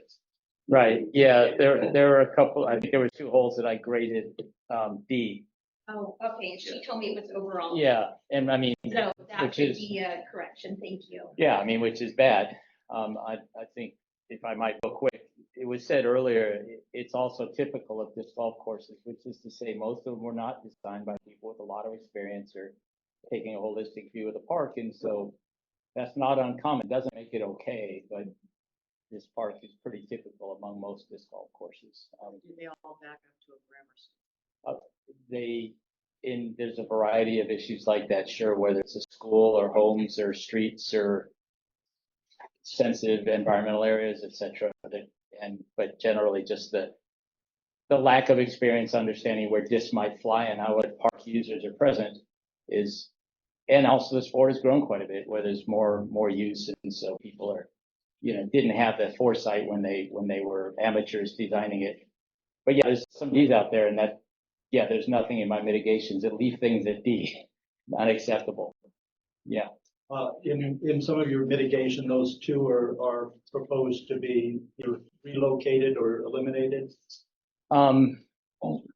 Yeah, I mean, yeah, the using hole 6, we've talked about a little bit, where currently the tee, a good shot just goes blindly over an incline, and it's a popular place for people to walk. I am suggesting at least moving the tee up to a higher point of visibility. Those are two holes, those D holes were suggested for some kind Yeah, of oh yeah, modification. oh yeah, Okay. absolutely. I mean, honestly, anything with a C or worse, I've got mitigations that I specifically recommend. In every scenario, I list a whole bunch of things you could do, but if it's C or worse, I list very specific recommendations that I think should be done. Okay, your 3 minutes are up. Elizabeth Bradshaw. I totally echo. You guys all seem so lovely, and I'm also a park lover. We frequent the park. We were going almost every single day last year for my daughters after they got out of school at 12 o'clock, and we love the park. It's a dreamy place. I understand why you guys like being there. I'm going to share my personal experience as well, because we've all heard so many of other people's. One day at 12 o'clock during an open time period, my 5-year-old daughter was 10 feet from the playground, and a disc was randomly thrown from the upper part of the course and hit her friend right square in the eye and caused a big black eye. And so I'm confused, Mike, what an incident report looks like, because we all submitted that to you. So I don't know what an incident report looks like if it's not emailing it to the directly to the district. So please educate us on what that is. So hitting her square in the eye, and I asked the guy, I'm like, did you see that you just hit her? And he proceeded to yell at me for telling me to move my child off the course. It's just not reasonable. 10 feet from the playground is open area. So that's my experience, and I've been yelled at multiple times as well at this park, and have been told to move my children off of the big open field, which is a lovely place. They all want to run over there and play, but they've been told multiple times to get off. And they've come over and spoken to us when we've been sitting there just enjoying a picnic, told us to all like move our children. It's like, I thought this was a multiple use park. So I agree that the usage of the park is being used by a different use case, but we are losing kids that are not going to the park now. I spoke to many families that do not use the park anymore for this very reason, because they're scared. And yeah, so I think, I don't know what you're talking about adding a gate, but I just also feel like if you add the gate to some area, you're also going to make it only for one use case. Like, I don't know how much an area you are talking about making smaller, but my kids would go around what's that thing, the water thing that goes there. They would go to the creek. They would go around the creek and play in the creek. So if you're talking about fencing off that, we're again giving it to one use case, and I don't think that's the intent of the park. So.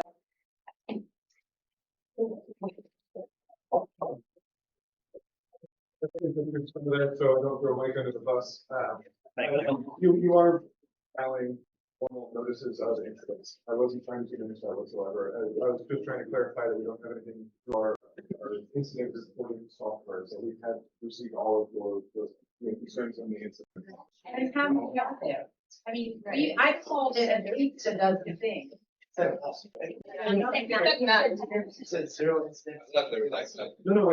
said there were 13. No, you said 0 and I called it at least a dozen. I was just trying to clarify. Okay, let's return to the board here. Yeah. I'd like to invite up Eric Johns next. Hey, thanks for listening. So I moved to Fair Oaks about 10 years ago, and we, with my two daughters who came with me today, and we used all the parks. We used the playgrounds, we loved it, but now we use one park. And you probably guess what park it is. It's Miller Park, and it's because it's a disc golf course. Kids grow up, kids stop using playgrounds.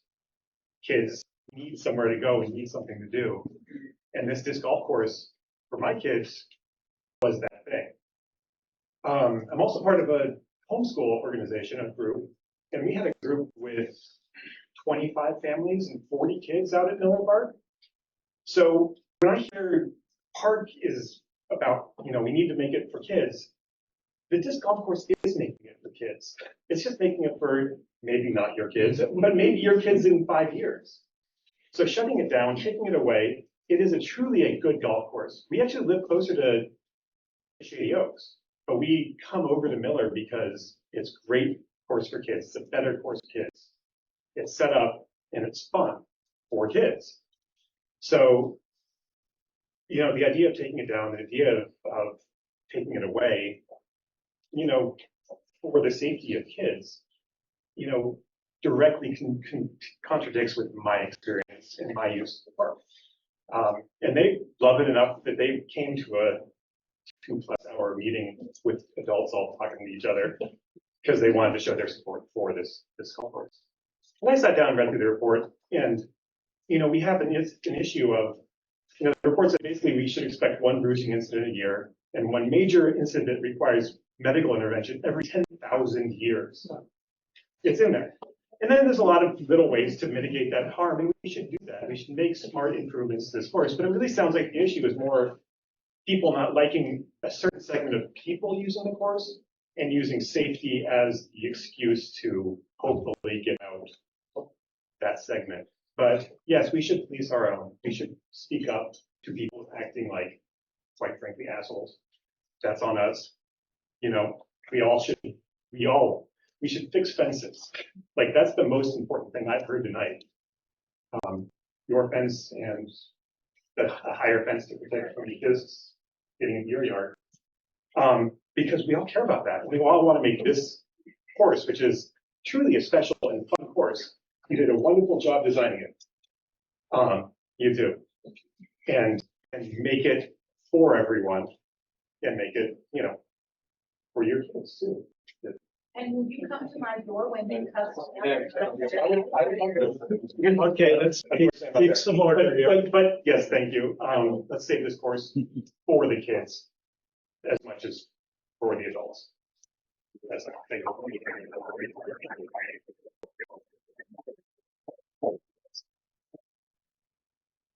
Hayden Hovis. I know I'm out of order, but I live at Fair Oaks and Sunset. If somebody's yelling on your porch, please call me and I would love to come over to your front door when that's happening. Yeah, I will. You know what, I would appreciate that. Yeah, I would love that opportunity. What's going on, board? What's going on, golfers? My name's Hayden Hovis. I'm a paraeducator at Bella Vista High School. I am also a disc golfer, wrestling coach, dive coach, all around, like, major key thing that I'm all about is safety. Like, our wrestling facilities are absolutely atrocious. We have, like, steel beams coming out of the walls that, like, all these kids are rolling 6 inches from. We're trying to, like, mitigate those issues.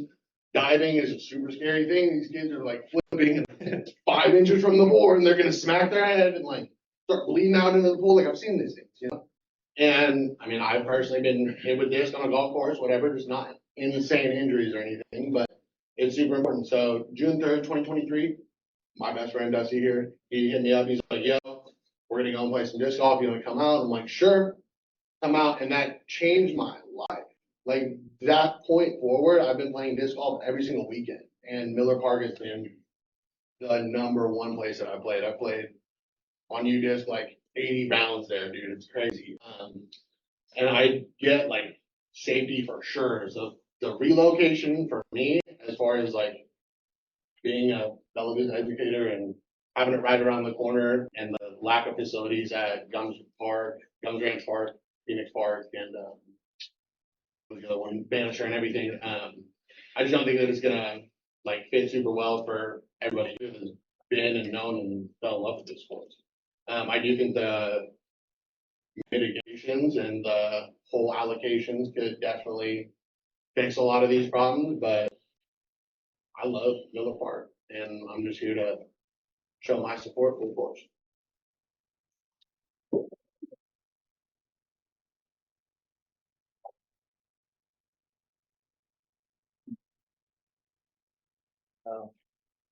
Just wanted to say, I'm aware of a disc golf park up in Orangevale. And if anybody has experience with that, I'd be curious to know how that compares to ours. So it's very good. You want I can tell you one of the chief differences, just being somebody who's relatively new to the sport, is that Shady Oaks course is really difficult for somebody who's new. It's also really difficult for children. And so if you're going as a newer player, or maybe as a person who can't throw the disc as far, it's going to be a lot more challenging to get through that course than you will be able to at Miller, because the hole distances are just shorter and are less. So they're a challenging course. We're a little more of a. Yeah, that's that's the course I referenced. It's also elementary school. Yeah. It's huge. Yeah. Separated much. That's Yeah, the where is the elevation? Not as kid friendly. Okay, well, excuse me for opening up more, but let's continue on with public comment with Mike Bancroft. Hi, thanks for being here for us to speak with you today. Me and my family have lived here in Fair Oaks for over 10 years. My daughter's 11. She just spoke here earlier. I have a portrait above our door of her when she was 2. That's from Miller Park, from our family photos, which is now like the fairway of hole 8. So, you know, we've been here from before the disc golf course was in the park. So I think the first thing I'd like to mention is that that whole road area south of the park, that was a place that I absolutely did not want my daughter going when she was younger before the disc golf course came in. And it is stunning how much nicer it is now since disc golf course has come in Miller Park. So my first concern would be if you decided to say remove the course from the park itself, what's going to happen to that area? And well, it would really help if we could go back to the way it was before. I guess a testament to the disc golf community that most of what I wanted to bring up here today has already been brought up. You know, I think CJ, his daughter, babysat my daughter. Adam's daughter is a friend of my daughter. James's daughter learned how to swim in my pool. That would not have happened without disc golf in Miller Park. And as my wife mentioned, like the next kind of best family community that we could maybe find was like in Folsom, but I shouldn't have to go out to Folsom to get that. I wanted here in Miller Park and here in Fair Oaks. I think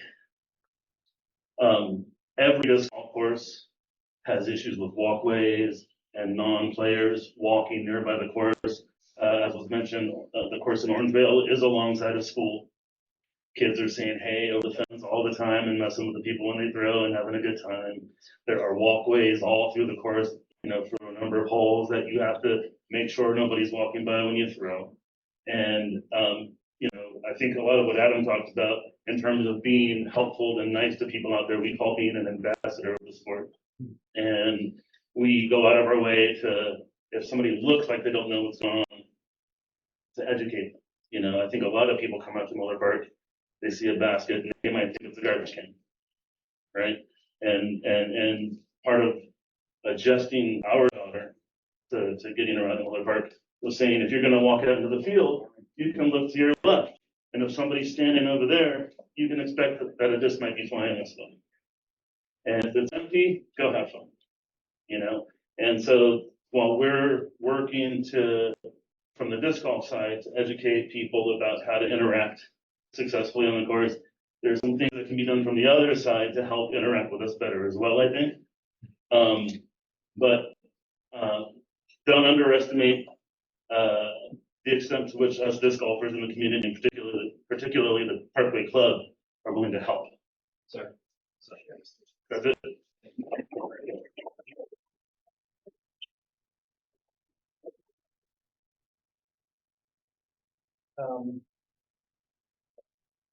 Coming in here. Like on behalf of the moms that are non-disc golfers, like I have a 4-year-old daughter, and I would never bring my daughter to a disc golf course in fear of them getting hit or something happening to her. But like Miller Park is like the one course I actually feel safe bringing her to, and I've only brought her once, and only because I have the camaraderie of this. Thank you. We're going to have to stay on track here, but thank you for that. Bob Henderson next. Excuse me. My comments will be short. I've lived in the neighborhood for over 40 years, and it's a very tight-knit neighborhood. We've never had problems before. So whatever solutions you come up with, you need to protect our neighborhood. I don't know if it's fences, I don't know if it's signing that says if your disc goes over a fence, it's gone. Make sure you understand that. But we've got some problems now and need you to solve them. Get a fence, protect us. It's very important to our neighborhood.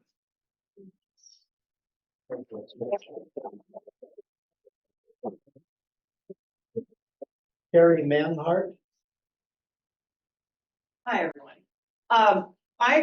There's obviously been lots of concerns expressed, and I don't think we need to reiterate this, but I will say this. I slid down the slide the very first time that park was in on wax paper. I took it out of my mom's kitchen 68 years ago.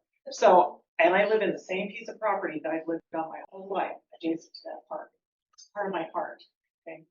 I think you need to look at, I heard that on the October 3rd meeting, which I was unable to go to, that the usage of the park was down 70%. Well, that was something that was quoted to me, correct?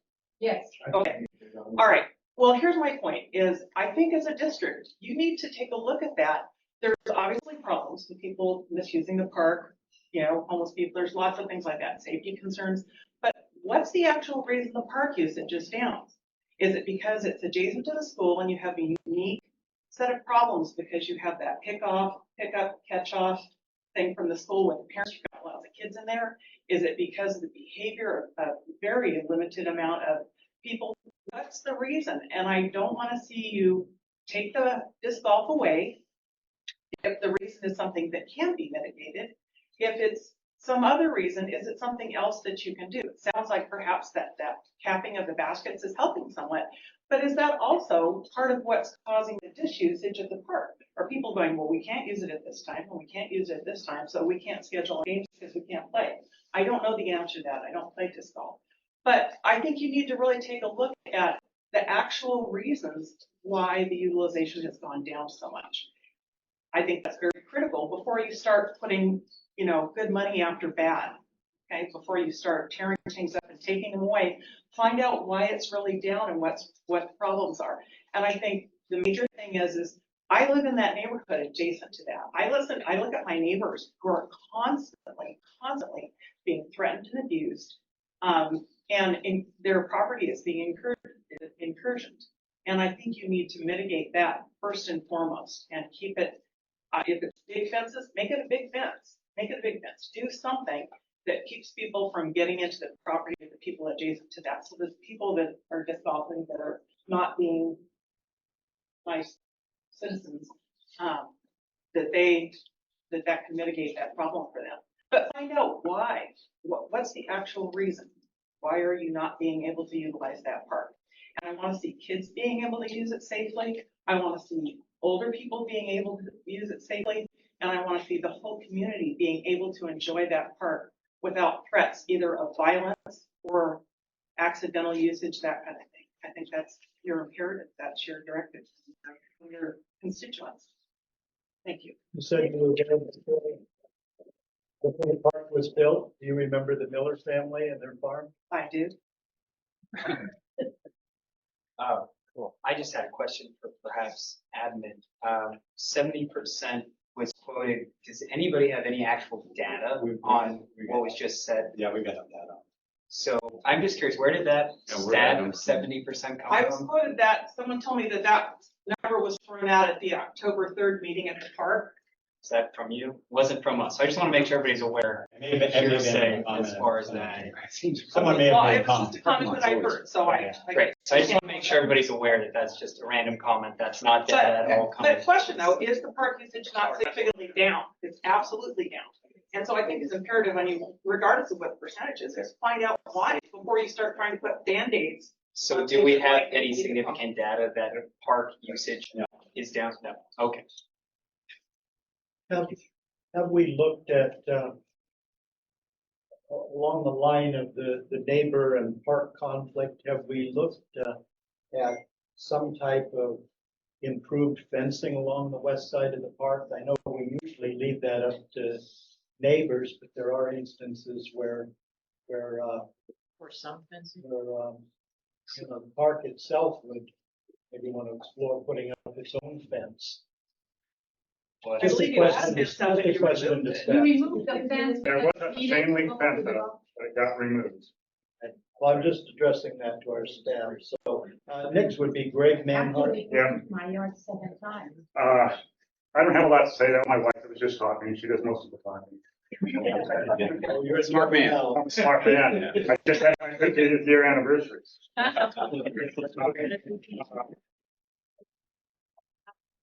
I'm in the park 4 days a week.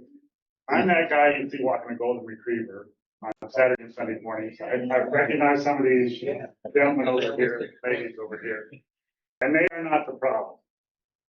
And I haven't seen the people that were the problem in about a month over there that are drunk and smoking pot early Sunday mornings and cussing rather loud. Okay, so I think they're gone. They'll have homeless. There's a gentleman that does the restrooms and mows the yard Saturdays and Sundays. And I'm there with him early in the morning on Saturdays and Sundays, and he's chasing people off. He says he doesn't call the sheriff anymore because they don't show up. They just move from spot to spot. And I think it was Saturday this week, I was out there walking the dog behind the wooden thing. There were 2 people sleeping and fooling around behind the wood thing or the wall here out there. I don't know whether they're homeless or not. I just left them alone. They were sleeping. But I just want to say, the gentlemen I run into haven't had a problem with them. Even the drunks don't bother me. They don't seem to bother me because I'm 6'5" and rather large and walking with a big golden retriever. So, but these guys are not the problem. But My neighbors are having serious problems. And I don't know if we need to have some kind of community outreach between them and the neighborhood. Because I've only lived in the neighborhood for 38 years, 37 years. But, I think it's just getting communication may solve this problem. And I understand about the disc throwing. I duck every now and then. I have to duck every now and then. And usually it's this group, they apologize like crazy when they see me walking by. But, I just wanted to make that comment that I think there's a problem. I just want to figure out how we solve the problem between the two sides. I don't want to see it removed. I think closing the park, what's going to happen is, and I understand why we're doing it because of the school, and boy, my youngest child is over 40 years old now, so I don't have to worry about that anymore. But there's got to be something done. So you're closing it at school time now, but then some other problem's going to come along and they're going to close it another time. You're going to close it Saturdays because families aren't using the park anymore because there's so many disc golfers out there on Saturdays. You know, I don't know what the solution is, but I think there needs to be, not just talking to you guys, there needs to be some talking going this way too. And that's all I have to say.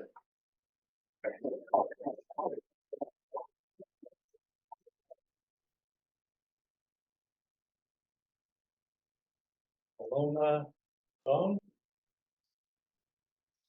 Did I get that right? Paloma Doan? Wong. Wong. Yeah, but, so I'm here as a mom, and a member of the community. We moved to Fair Oaks in 2020.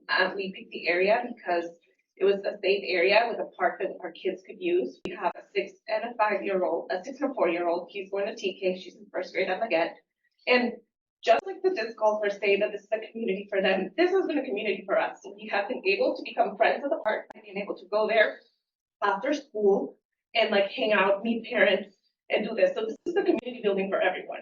Now, we listen and understand your guys' points. You guys seem like the good group of the disc golfers. However, there are quite a few that are not on this group that, like the gentleman said, they are smoking pot, they are drinking, and like we host birthday parties, and like there's a hole right there by where you can set up like a bounce house. And you, like, how do you explain to your guests that might not live in your community because they're friends that travel there and like their kids are hearing like profanities? They're smoking pot. Yes, pot's legal in California, but there's still regulations about it. So we need to keep our communities safe from that. In addition, the play structure at Miller Park is I don't know, don't quote me, don't fact check me, but it's more like a 5 to 10-year-old park, not a 12, 13-year-old park. So I understand that education to our kids does come in hand on how to use this, but it is very hard to tell a 5 and a 6-year-old whose parents are not disc golfers. You can tell them as much as you want, but they're not going to remember that they can't run or anything. So it does come also with some relocation of baskets or mitigation methods. So both sides can like use the park and be there in a friendly space. I mean, I've run into very nice people and I've run into people that have cussed at me. So just from that sense, like we just want safety for our kids. This is a growing neighborhood. Younger families are coming in. And so how do we find a way to keep getting people here with younger kids that can enjoy the parks while we can also create another sense of community for the park for the disc golfers? Thank you.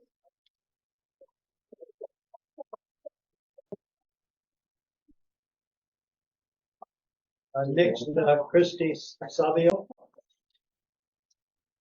Hi. Thank you. I appreciate you listening to me tonight. And, I appreciate all the disc golfers that have come out tonight. And you guys do sound like the nice part of the disc golf community, which is great because it is such a great sport. I do want people to get out and use the park, especially children like your daughter. I think that's great. That's what parks are for. But I come to you tonight as a mom whose daughter was hit at the park from a disc golfer. Not only was she hit not far from the playground, the disc golfer then came over to us and yelled at us that she was in the way. The disc came way far out of the course towards the playground. It's not acceptable for any kid to get hit at this park. And if it had been worse, if it had been a little further up on her eye, it would have hit her in the eye. She could have had serious injuries, and if I had to take her to the ER because of a disc golf incident, I would have been furious. I'm already furious. She's scared to walk through the park when she sees other disc golfers there because she's afraid she's going to get hit and have someone be rude to her in the end. we can sit here all night going back and forth why it's great for the disc golfers, which I agree, and why it's great for the parents to be able to go to the park and not fear their children getting hit. But why don't we come together and figure out a solution that works for everyone? We have so many disc golfers here that know how to make a great course. Let's find another park. You guys can design the course yourself if you want. You have so many people here that design a great course that it's not next to a children's school where children are going to be playing all the time. I don't know about you guys, but when you go to play, do you want to play between the hours of, maybe, what is it? You can't play in the morning, you can't play at noon, you can't play at 3 o'clock. So what time are you guys going to play? I don't think that sounds like great disc golfing environment to me. You want to be able to go out there and play when you want. So find a park that works where you guys can make a disc golf course that would be beautiful for everyone. That's all I think needs to be done here tonight.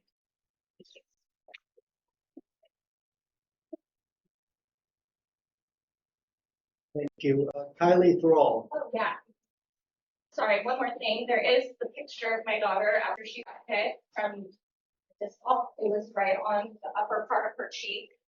And, all you guys know this, but for the parents that don't know disc golf, they're weighted balls or weighted discs. So this hurt her. She had a big, kind of almost black eye the next day, and she was embarrassed to go to school. So, again, she wasn't far from the playground. So if she had been off in the course, I would have, probably felt a little embarrassed that I wasn't watching her more closely, but she was literally very close to the playground, an area where she should be able to be. So thank you. I thank you for listening.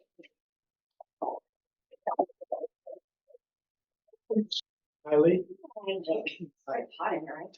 I just want to say that, not to reiterate everything the moms have already said, as you guys know.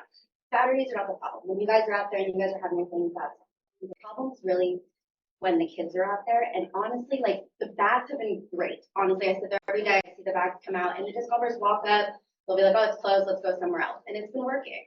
The issue mainly arises from 12 to about 1:30 when the littles get out of school. That's kind of the time frame that we're really concerned about, because the littles are ones who want to explore the park. You guys got to grow up in the park. Sounds like you guys got all lived this life where you explored and had fun and made up games and stuff. I grew up in LA. We didn't do that. You didn't go to the park because it's not somewhere you want to go. So when I moved here, my kids love the park, and I love that they love the park, and I want them to play in the park.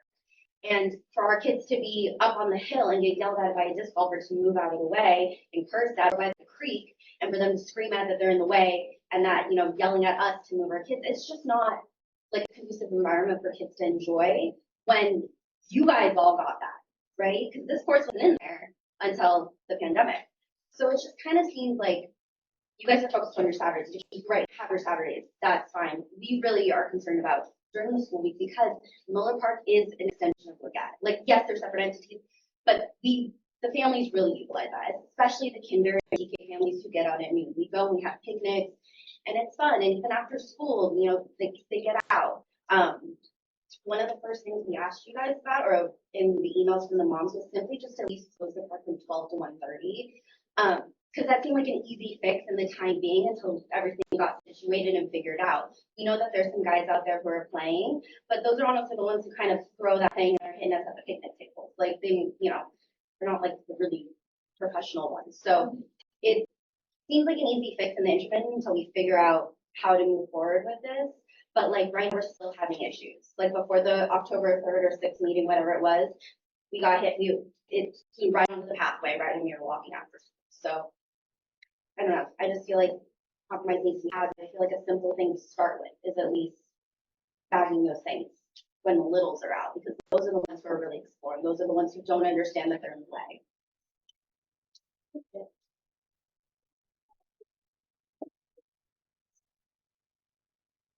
Thank you very much, all of you on both sides of this issue. I think, we have people online there. We just had a couple of comments come in during the meeting so far, and so I just wanted to read those out so that you were aware of them. During Sean's portion, We had somebody say the October 3rd meeting took place during the trunk or treat, the board PD event. That was tough to attend for families. There, regarding the incidents, there has been an incident reported in 2004, reported by multiple parents who were present on site. There was another person in the same section. I have reported an incident where my daughter was hit in the face by a disc, so there's been an incident. Keith mentioned, since it opened, players have played over 50,000 games of disc golf at the park, and there have been no serious injuries in that time. We have eliminated homelessness in the park as a result of the significant increase in usage. Hundreds of residents and guests have discovered the park that otherwise never would have. Several other similar disc golf parks, such as Carmichael and Folsom, have similar configurations and seem to operate without issue. Is this conversation and reaction to this? And then Steve made a comment on Thank you, Ian. So we have one more person that wants to speak, but before I have him speak, I just want to say I really appreciate all the good comments, the civility in this, which is rare these days. And you've given me and probably the rest of the board a lot of good input. There's still some really serious questions that we're going to have to address, like, you know, we have good users. How do we enforce, control the bad users? And what options do we have to make this course better, or to make another course, or, you know, those kind of modifications? These are tough questions we're going to have to deal with, but you have really helped inform us, and I'm sure the whole board really appreciates this. Last person that is asked to speak is the distinguished Tom Gray, who is the district, water district administrator, and the provider of this wonderful facility for us. Thank you, Ralph. And I felt compelled to come up and speak to everybody who's still here. I say, wow. Respect, collaboration, kindness. You got diverse opinions. And I saw it handled in such a wonderful way. And I've been in the community of Fair Oaks for a long time. My kids were raised here. My wife was president of Earl Gitt PTA. I still work here as an employee of the Water District. And I was starting to lose a little hope about the community of Fair Oaks. And tonight, I saw something wonderful. The fact that people could have diverse opinions and still have kindness and respect for each other and try to work it out. So, to everybody that's here, for me, myself, working at the Water District, thank you for giving me hope. Thank you.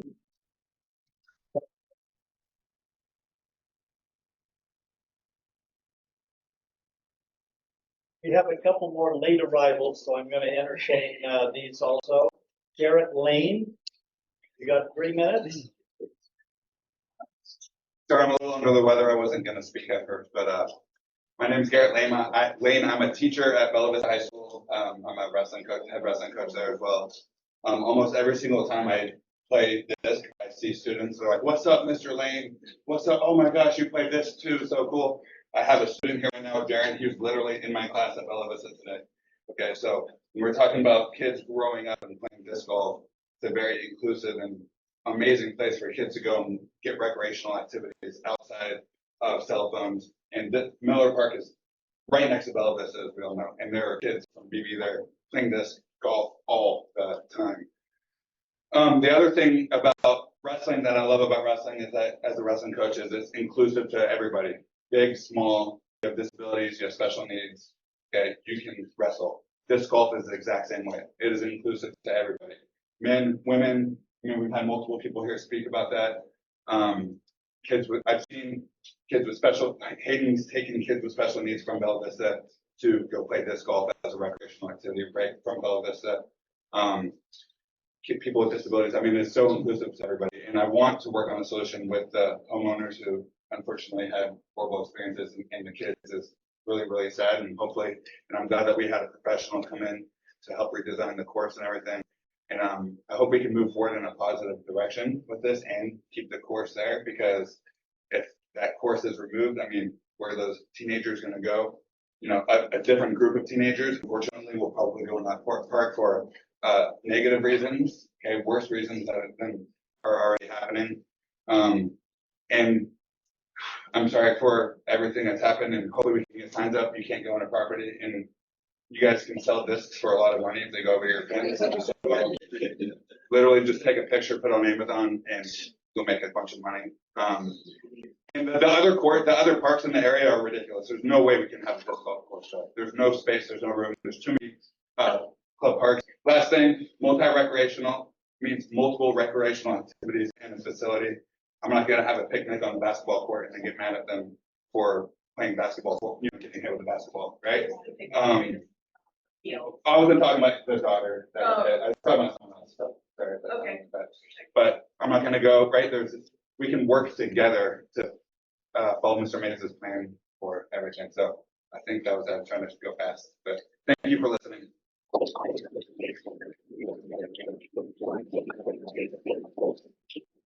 And last, hopefully, but not least, Jacob Bonsko.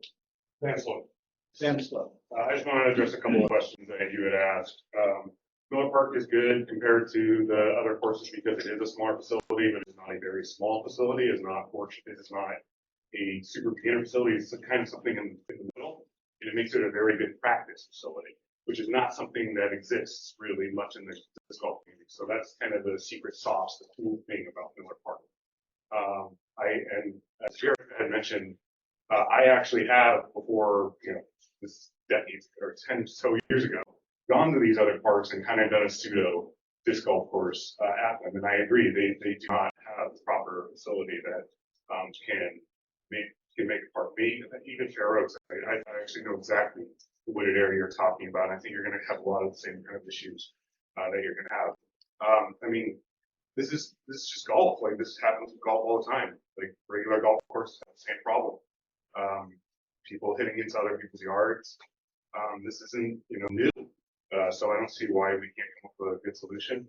Just an out of the pocket kind of solution.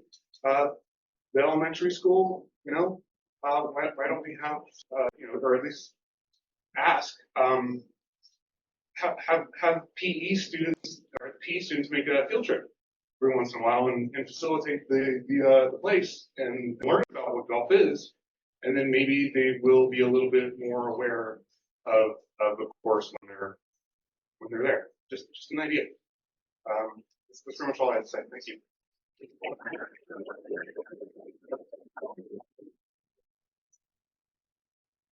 One more? Yeah, sorry, Ralph.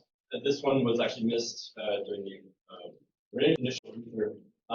This one said, Wendy said, I personally know 3 kids that have been hit, and we have almost been hit 25 times. And we have only been at the event 1 year. The golfers tell us to watch out.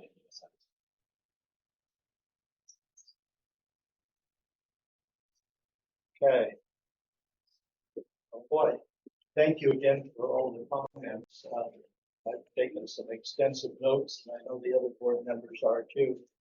We've got some tough things to address, and it seems like a lot of it boils down to not just physical adjustments or physical changes, but enforcement, some mechanism for regulating the use there. We don't have full-time police patrols, hit and miss, and our staff is very limited. So I'm personally holding out a lot of hope that a user group can fill this void for us. So that's one problem. And we've got a lot of little physical things we probably need some kind of workshop to talk about. Things like, the trees or a fence or, little problems we could solve by brainstorming that maybe in a workshop or something. So those are my ideas. I'm going to open it up. John, you want to start? I'll start. I have a giant to-do list.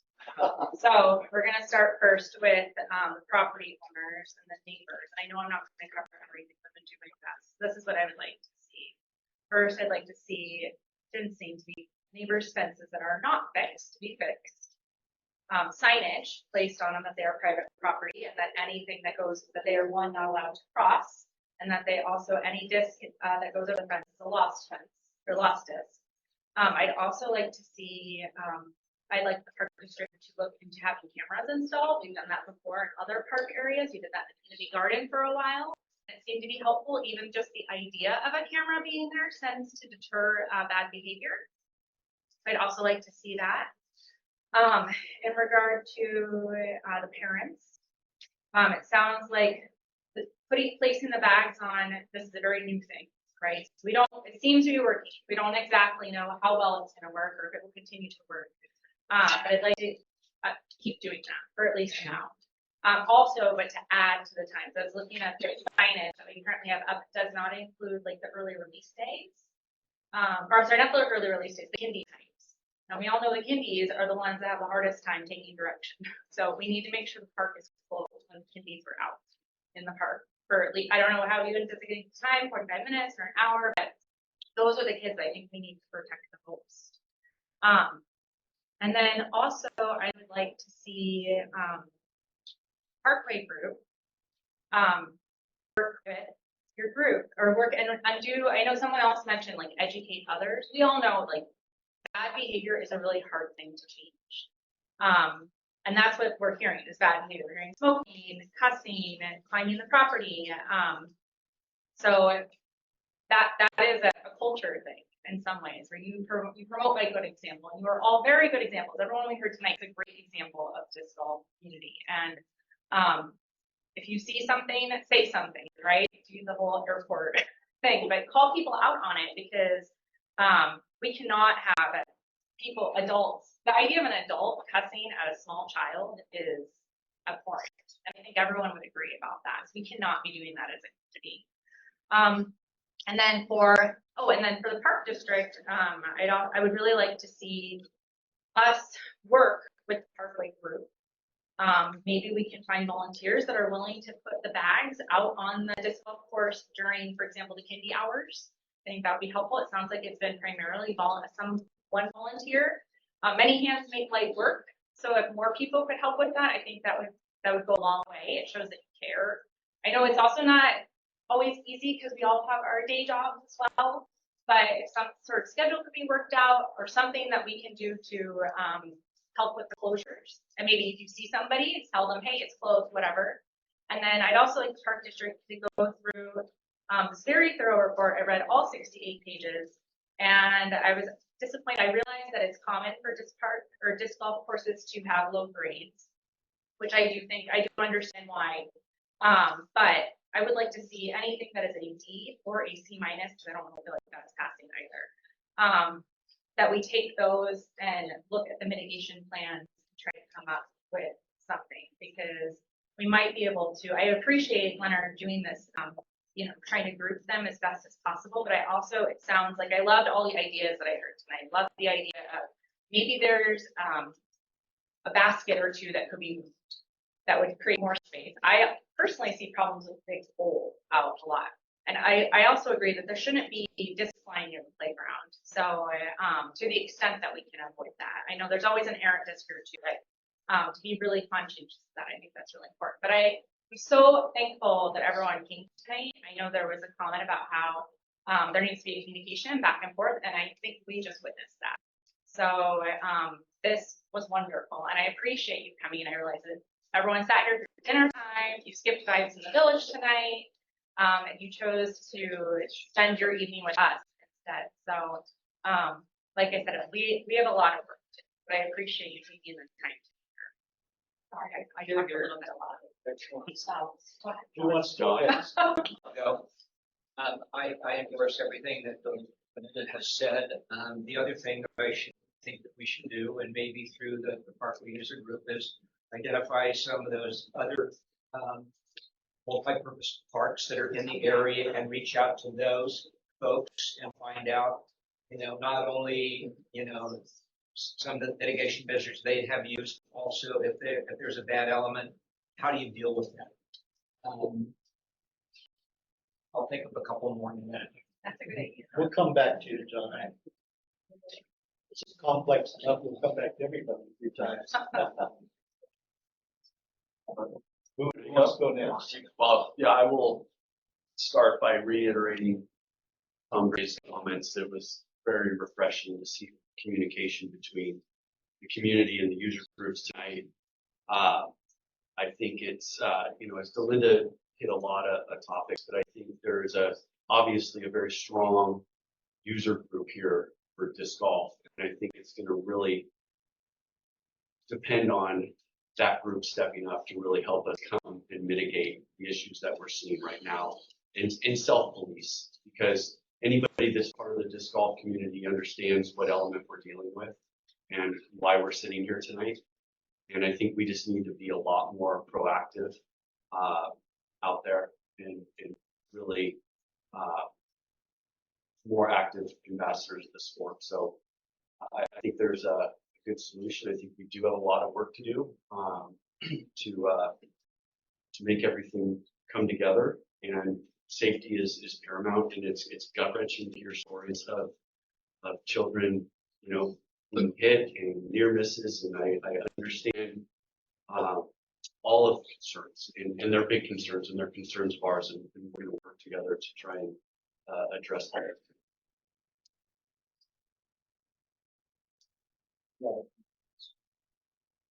Obviously, safety for children, parents, neighbors. I'm very sorry about everything that's going on with all of you. I take it seriously. I know our board takes it really seriously. We really do care, and it is amazing to see both user groups, or a lot of them, come together and having this civil dialogue. It's really important, and it's clear there's collaboration that can happen. It's clear we can, I hope, it sounds to me, we can keep this course in Miller Park, but it does sound like we absolutely have to have collaboration and willing to work together. And I think what Director Mouse is saying, and Director Manny, I agree fully with her suggestions. We have to be able to have a group that will help enforce the rules. And I don't know, is the Parkway Disc Golf Group Foundation or Miller Park, are they an official user group? No. Okay, so that's something I would love for you to bring that up, because I think that's what needs to happen. I think you guys have to become an official user group, which really makes the group have to step up and ensure, the success and collaboration of what's going on. It's really crucial. I definitely think getting that enforcement, whatever additional people in the moment can be closing off the bags or bagging the holes, I think is really important. I think official user groups is going to be really helpful. The one thing that I really agree on, and I'd like to figure out a solution if that maybe means relocating the 2Ds, but I do agree we do need to have an area near the playground, around the playground, that kids can be in and not have to worry about if it's out of the way, right? Like, we have to have that area for them. I think we can all agree with that. They should be able to do that. I do think, because I noticed that we don't have a 12 to 1:30 closure time Monday through Friday, or 12 to 1. I think we probably should. It sounds like, again, a big issue is with the kids, the littles. I would like to see a closure from at least 12 to 1. I'm hoping we can agree to that, or if there's some discussion dialogue, let's discuss it. But it sounds like that is a really big issue time. And anything where there's right of play like 10 feet from the playground, it just feels like that should be, to me, a no-brainer of making it. We can do that. I don't know if that is already the case, but if it isn't, let's make that happen. So lots of work. I think we can do that. Those are my thoughts. And definitely, Mike, I would like to address user groups whenever it's open. Good. John, did you have any more? I wanted to add a few comments. So. The only other thing I'd like to, have staff come back with kind of low hanging fruit. I know you've already done, at that one time. Just come back with cost and Mike, and then you need to figure out how we're going to pay for money. Actually, okay. I did remember one thing I didn't mention is the fencing. So that is also something I'd really love to know, what our user group, hopefully becoming an official one, what you all would be willing to help with that for. Obviously, you don't want that happening with them. They, wanted you guys out of the park because of that. We don't want you out of the park. So what can we do to fix that? And then I really like the idea of having signage near, better fencing along that says if your disc goes over, it's gone. So I think that's something. Just to clarify, I don't want them out of the park. I just want them for property security. Great. I'm not saying you, Not against some them. things. Well, if I may, you guys both touched on something I wanted to comment on. That is, the costs of doing what we're doing are very pale in comparison to all the bond money we've been spending, all of that. It seems like at least the area that's west of the disc golf course that exists needs to be properly fenced by us at our expense, high enough to at least discourage anybody who might want to pursue a disc and maybe sign on the thing, discs over this fence are no longer yours. But I think we can afford to do that. I'd like to push for that myself as one of the low-hanging fruit items. The second one is we have a lot of valid incidents where people have been hurt or had near misses. I think for safety and liability reasons, we need to address that somehow immediately. If that means bagging a couple of the C and D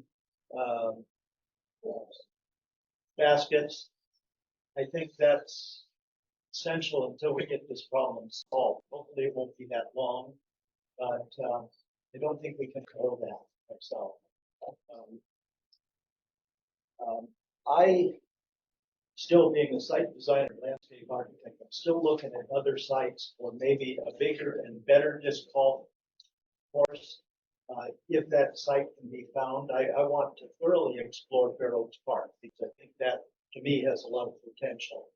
There's a lot of underutilized space to the north end of that park.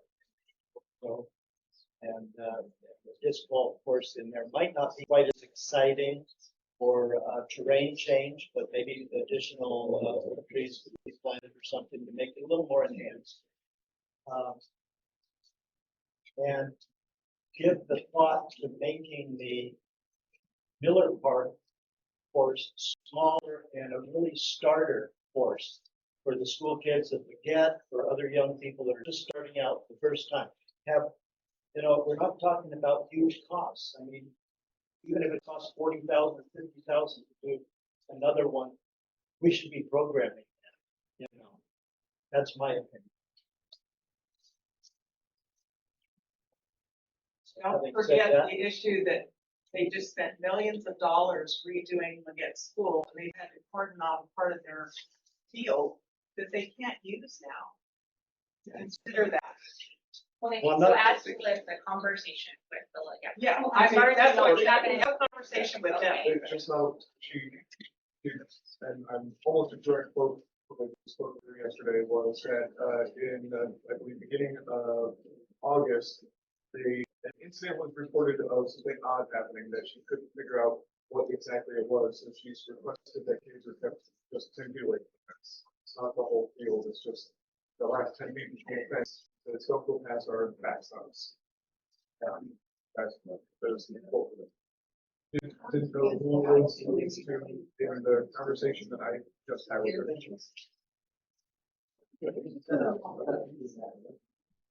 So, just to reiterate once more, I think we need to take some action on exploring the user group. You've got, I didn't catch the name of that, but I'd like to get a contact person. Well, can Mike talk about what that means as a user group? As a partner group, I'm gonna actually let probably Nick address the user groups obligations. Yeah, so we have different agreements with different user groups depending on what they do and provide to the district or what they can provide to the community. So it's all a little bit different, but it does have some contractual obligations, obviously, to what they can provide for us and what we expect of them. And we do review those throughout the year annually to make sure they get those marks. So that's something we can sit down with the user group and discuss. Nick, do they need to be a 501c3? They do not. They do not? And I think we could put a lot of stipulations regarding a lot of issues potentially in that as well. So I really think it could be a win-win. Yeah, and there must be some advantages to being a partner like that for the participants, the group. You know, there may be some advantages we can offer them too, but, This is. Yeah. It's like a tennis problem. yeah, we have about 20 different community partners. Some of them are user groups like the dog park or the Oregon Society or the Historical Society or whatever. Each have their own agreement and their own obligations as well as their own benefits. So that's something we should be talking about. So, got to refer to the agenda here to see what our action is. Well, I don't think any of our action quite lines up to any of those. We're on the agenda. Yeah, so any of the directors haven't. Do we have more direction from the other directors? And then maybe there's some direction we can give staff or whatever. We make a motion to. Make a motion to do my to-do list. Go ahead, make the motion. But I don't know if I can.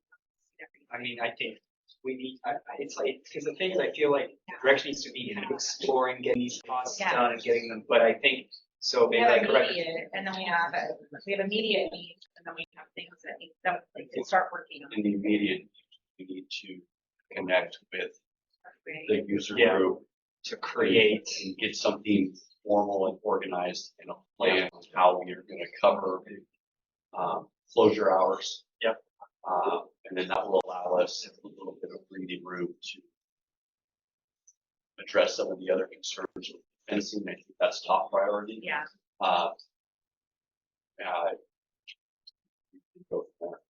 Yeah, the staff recommendation was just to review and discuss the mitigation options for safety concerns. And that a decision should be made regarding which safety mitigation packages or actions the board would like to pursue, taking into consideration safety of the park users, availability of similar amenities, the cost, the timeline. I don't think we're there yet to make a recommendation on the mitigation. But I think what we can do is we can, as staff, we can definitely work on those closure pieces, which is what I'm hearing is a priority. For Closure, signage, and signages, getting the group. and then working with the user group next and to determine what kind of help we can recommend to get from them. And if there is some kind of help, and then some modifications to potentially some of the holes possible, that would maybe be made. And we would come back to you with those items, but we would immediately take action on those safety concerns that we're talking about. Includes closure. Yeah. And exploring.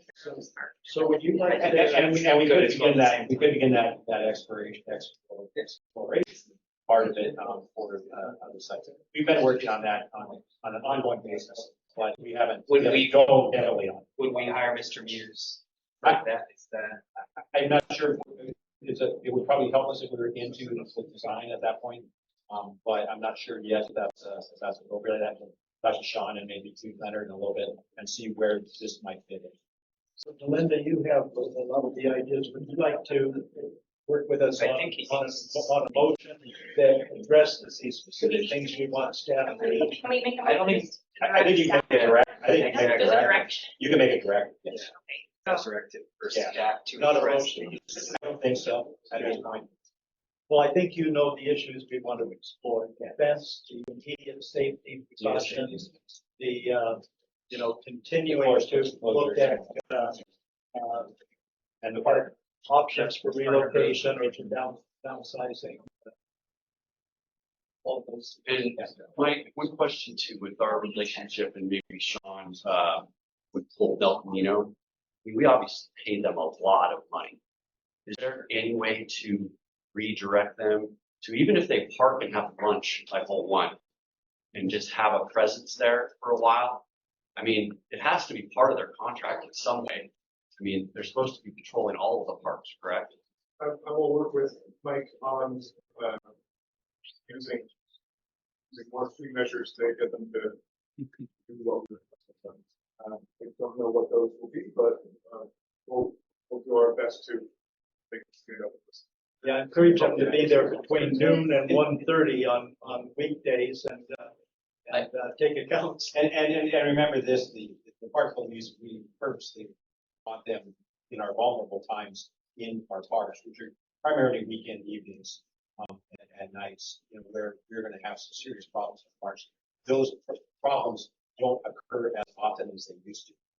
We may not be making arrests, we may not be making tickets, but we are eliminating or reducing some of that behavior that causes our parks to become unsafe. When we first So I hired, want to be careful that we're not going to jeopardize that approach. So we may see an additional cost or some additional control. I think a lot of this is reprioritization. When we first hired the park police, we had certain issues that have been abated. Yes. Quite. And what I see when I see the citations that are given out, they're relatively minor things, and a lot of times they're car licenses and stuff. I think this is really a place to redirect, at least in the short term.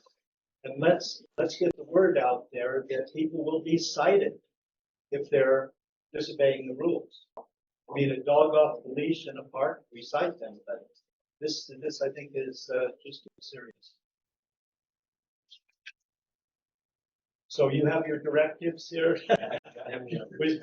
We'll individually probably still be bending your ear on those priorities. Thank you, Okay. everyone. Thanks, everybody. We brought it up in May of last year. This year, sorry. Well, in terms of things like bagging up the Cs and Ds, I think that's almost an immediate action to be taken. Things like a fence along the problem areas there immediately adjacent to the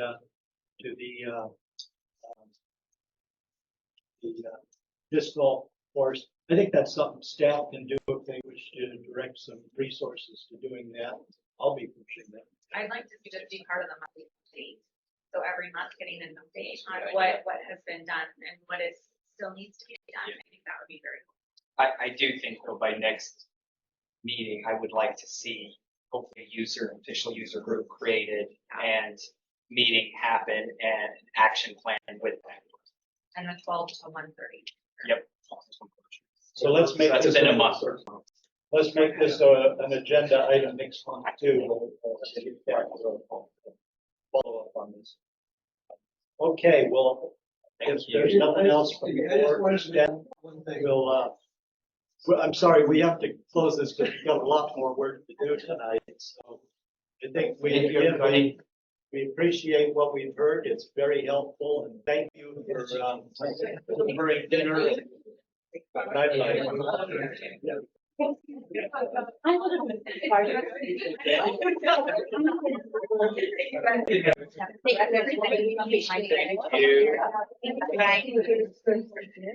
I know you have to have one other. Cheers. That's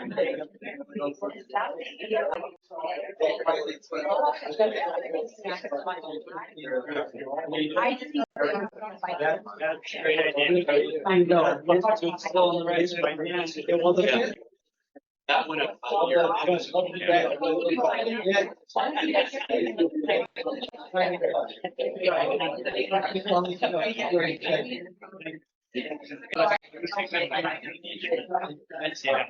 Yeah, hey man, I think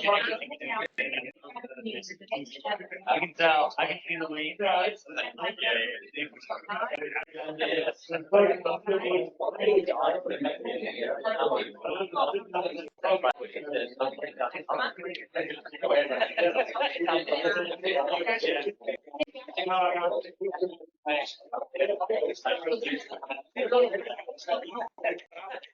Hang on a second. We're gonna take a 5 or 10 minute.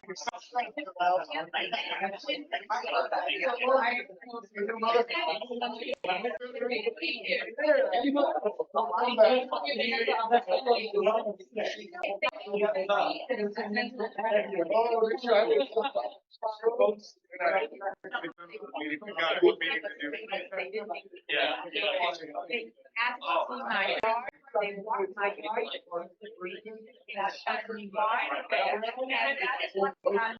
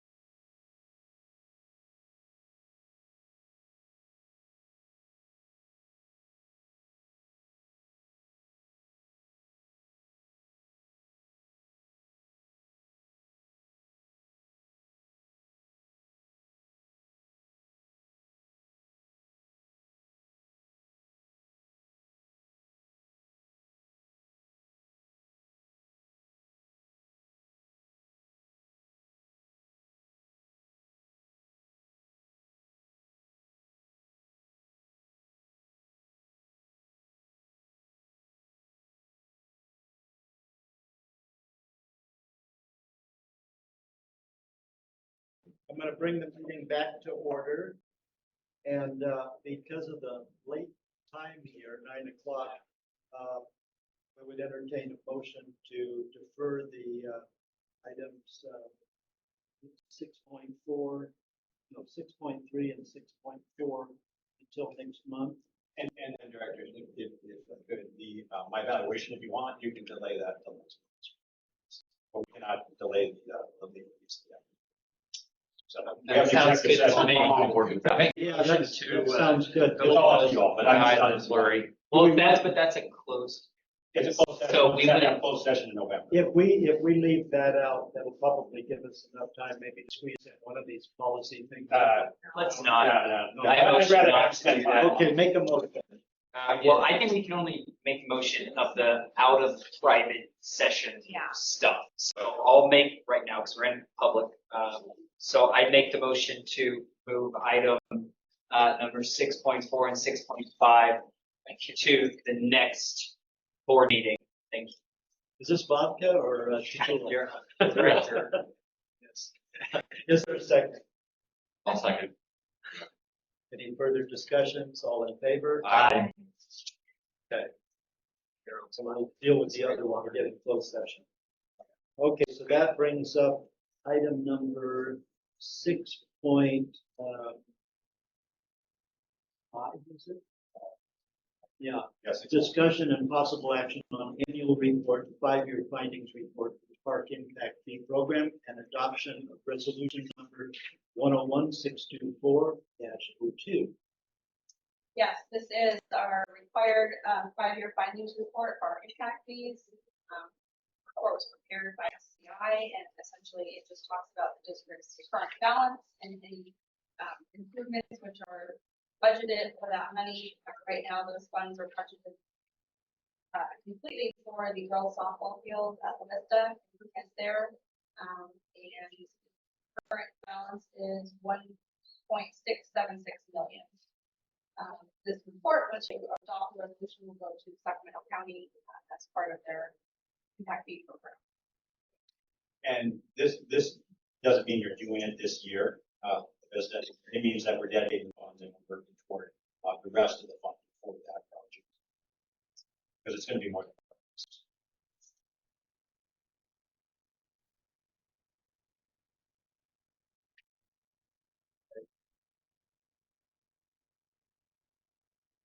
Any questions, staff?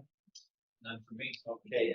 I'll make a motion to adopt the attached resolution approving the district's annual report, 5-year findings report to the Park Impact Fee Program in compliance with Government Code Section 66006 and 66000. Is there a second? It's been I'll moved second. and seconded.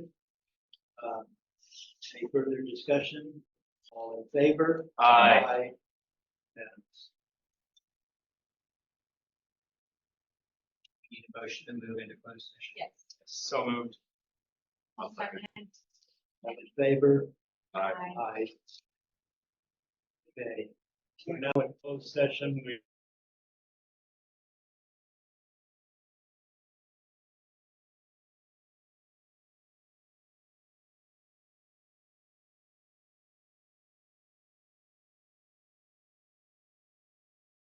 That real quick. I'm sorry. Yeah, we were gonna do that we were gonna do that under, boards, Yeah. boards, but we'll do it now so you won't have to come back. Yeah. Okay. Alright, good evening, Board of Directors. Earlier today, we sent an email to Chair Carhart seeking a letter of support from the board for a youth tennis grant, the Sacramento Junior Tennis Fund. This organization supports tennis programs for underserved children in the greater Sacramento area. I believe you have a copy of the letter that we're proposing.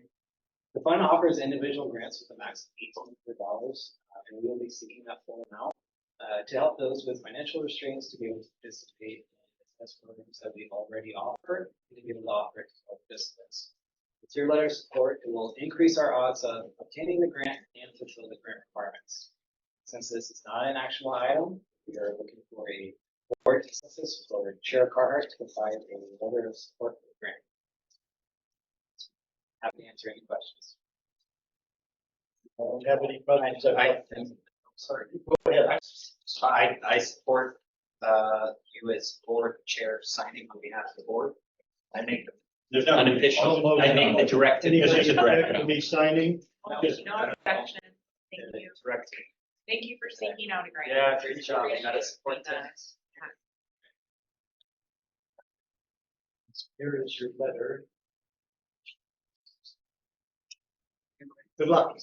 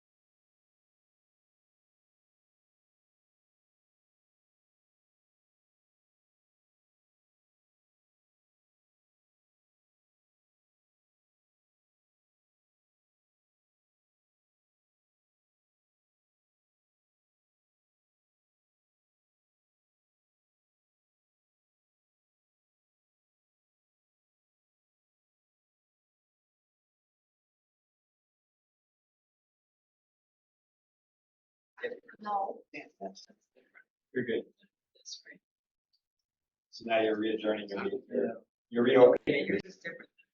Okay, so we're back in business here. Somebody want to make a motion here to authorize Mike to. So I'll make. I'll make a motion, to allow, our district administrator to enter into contract with, outside legal counsel. No matter in closed session for.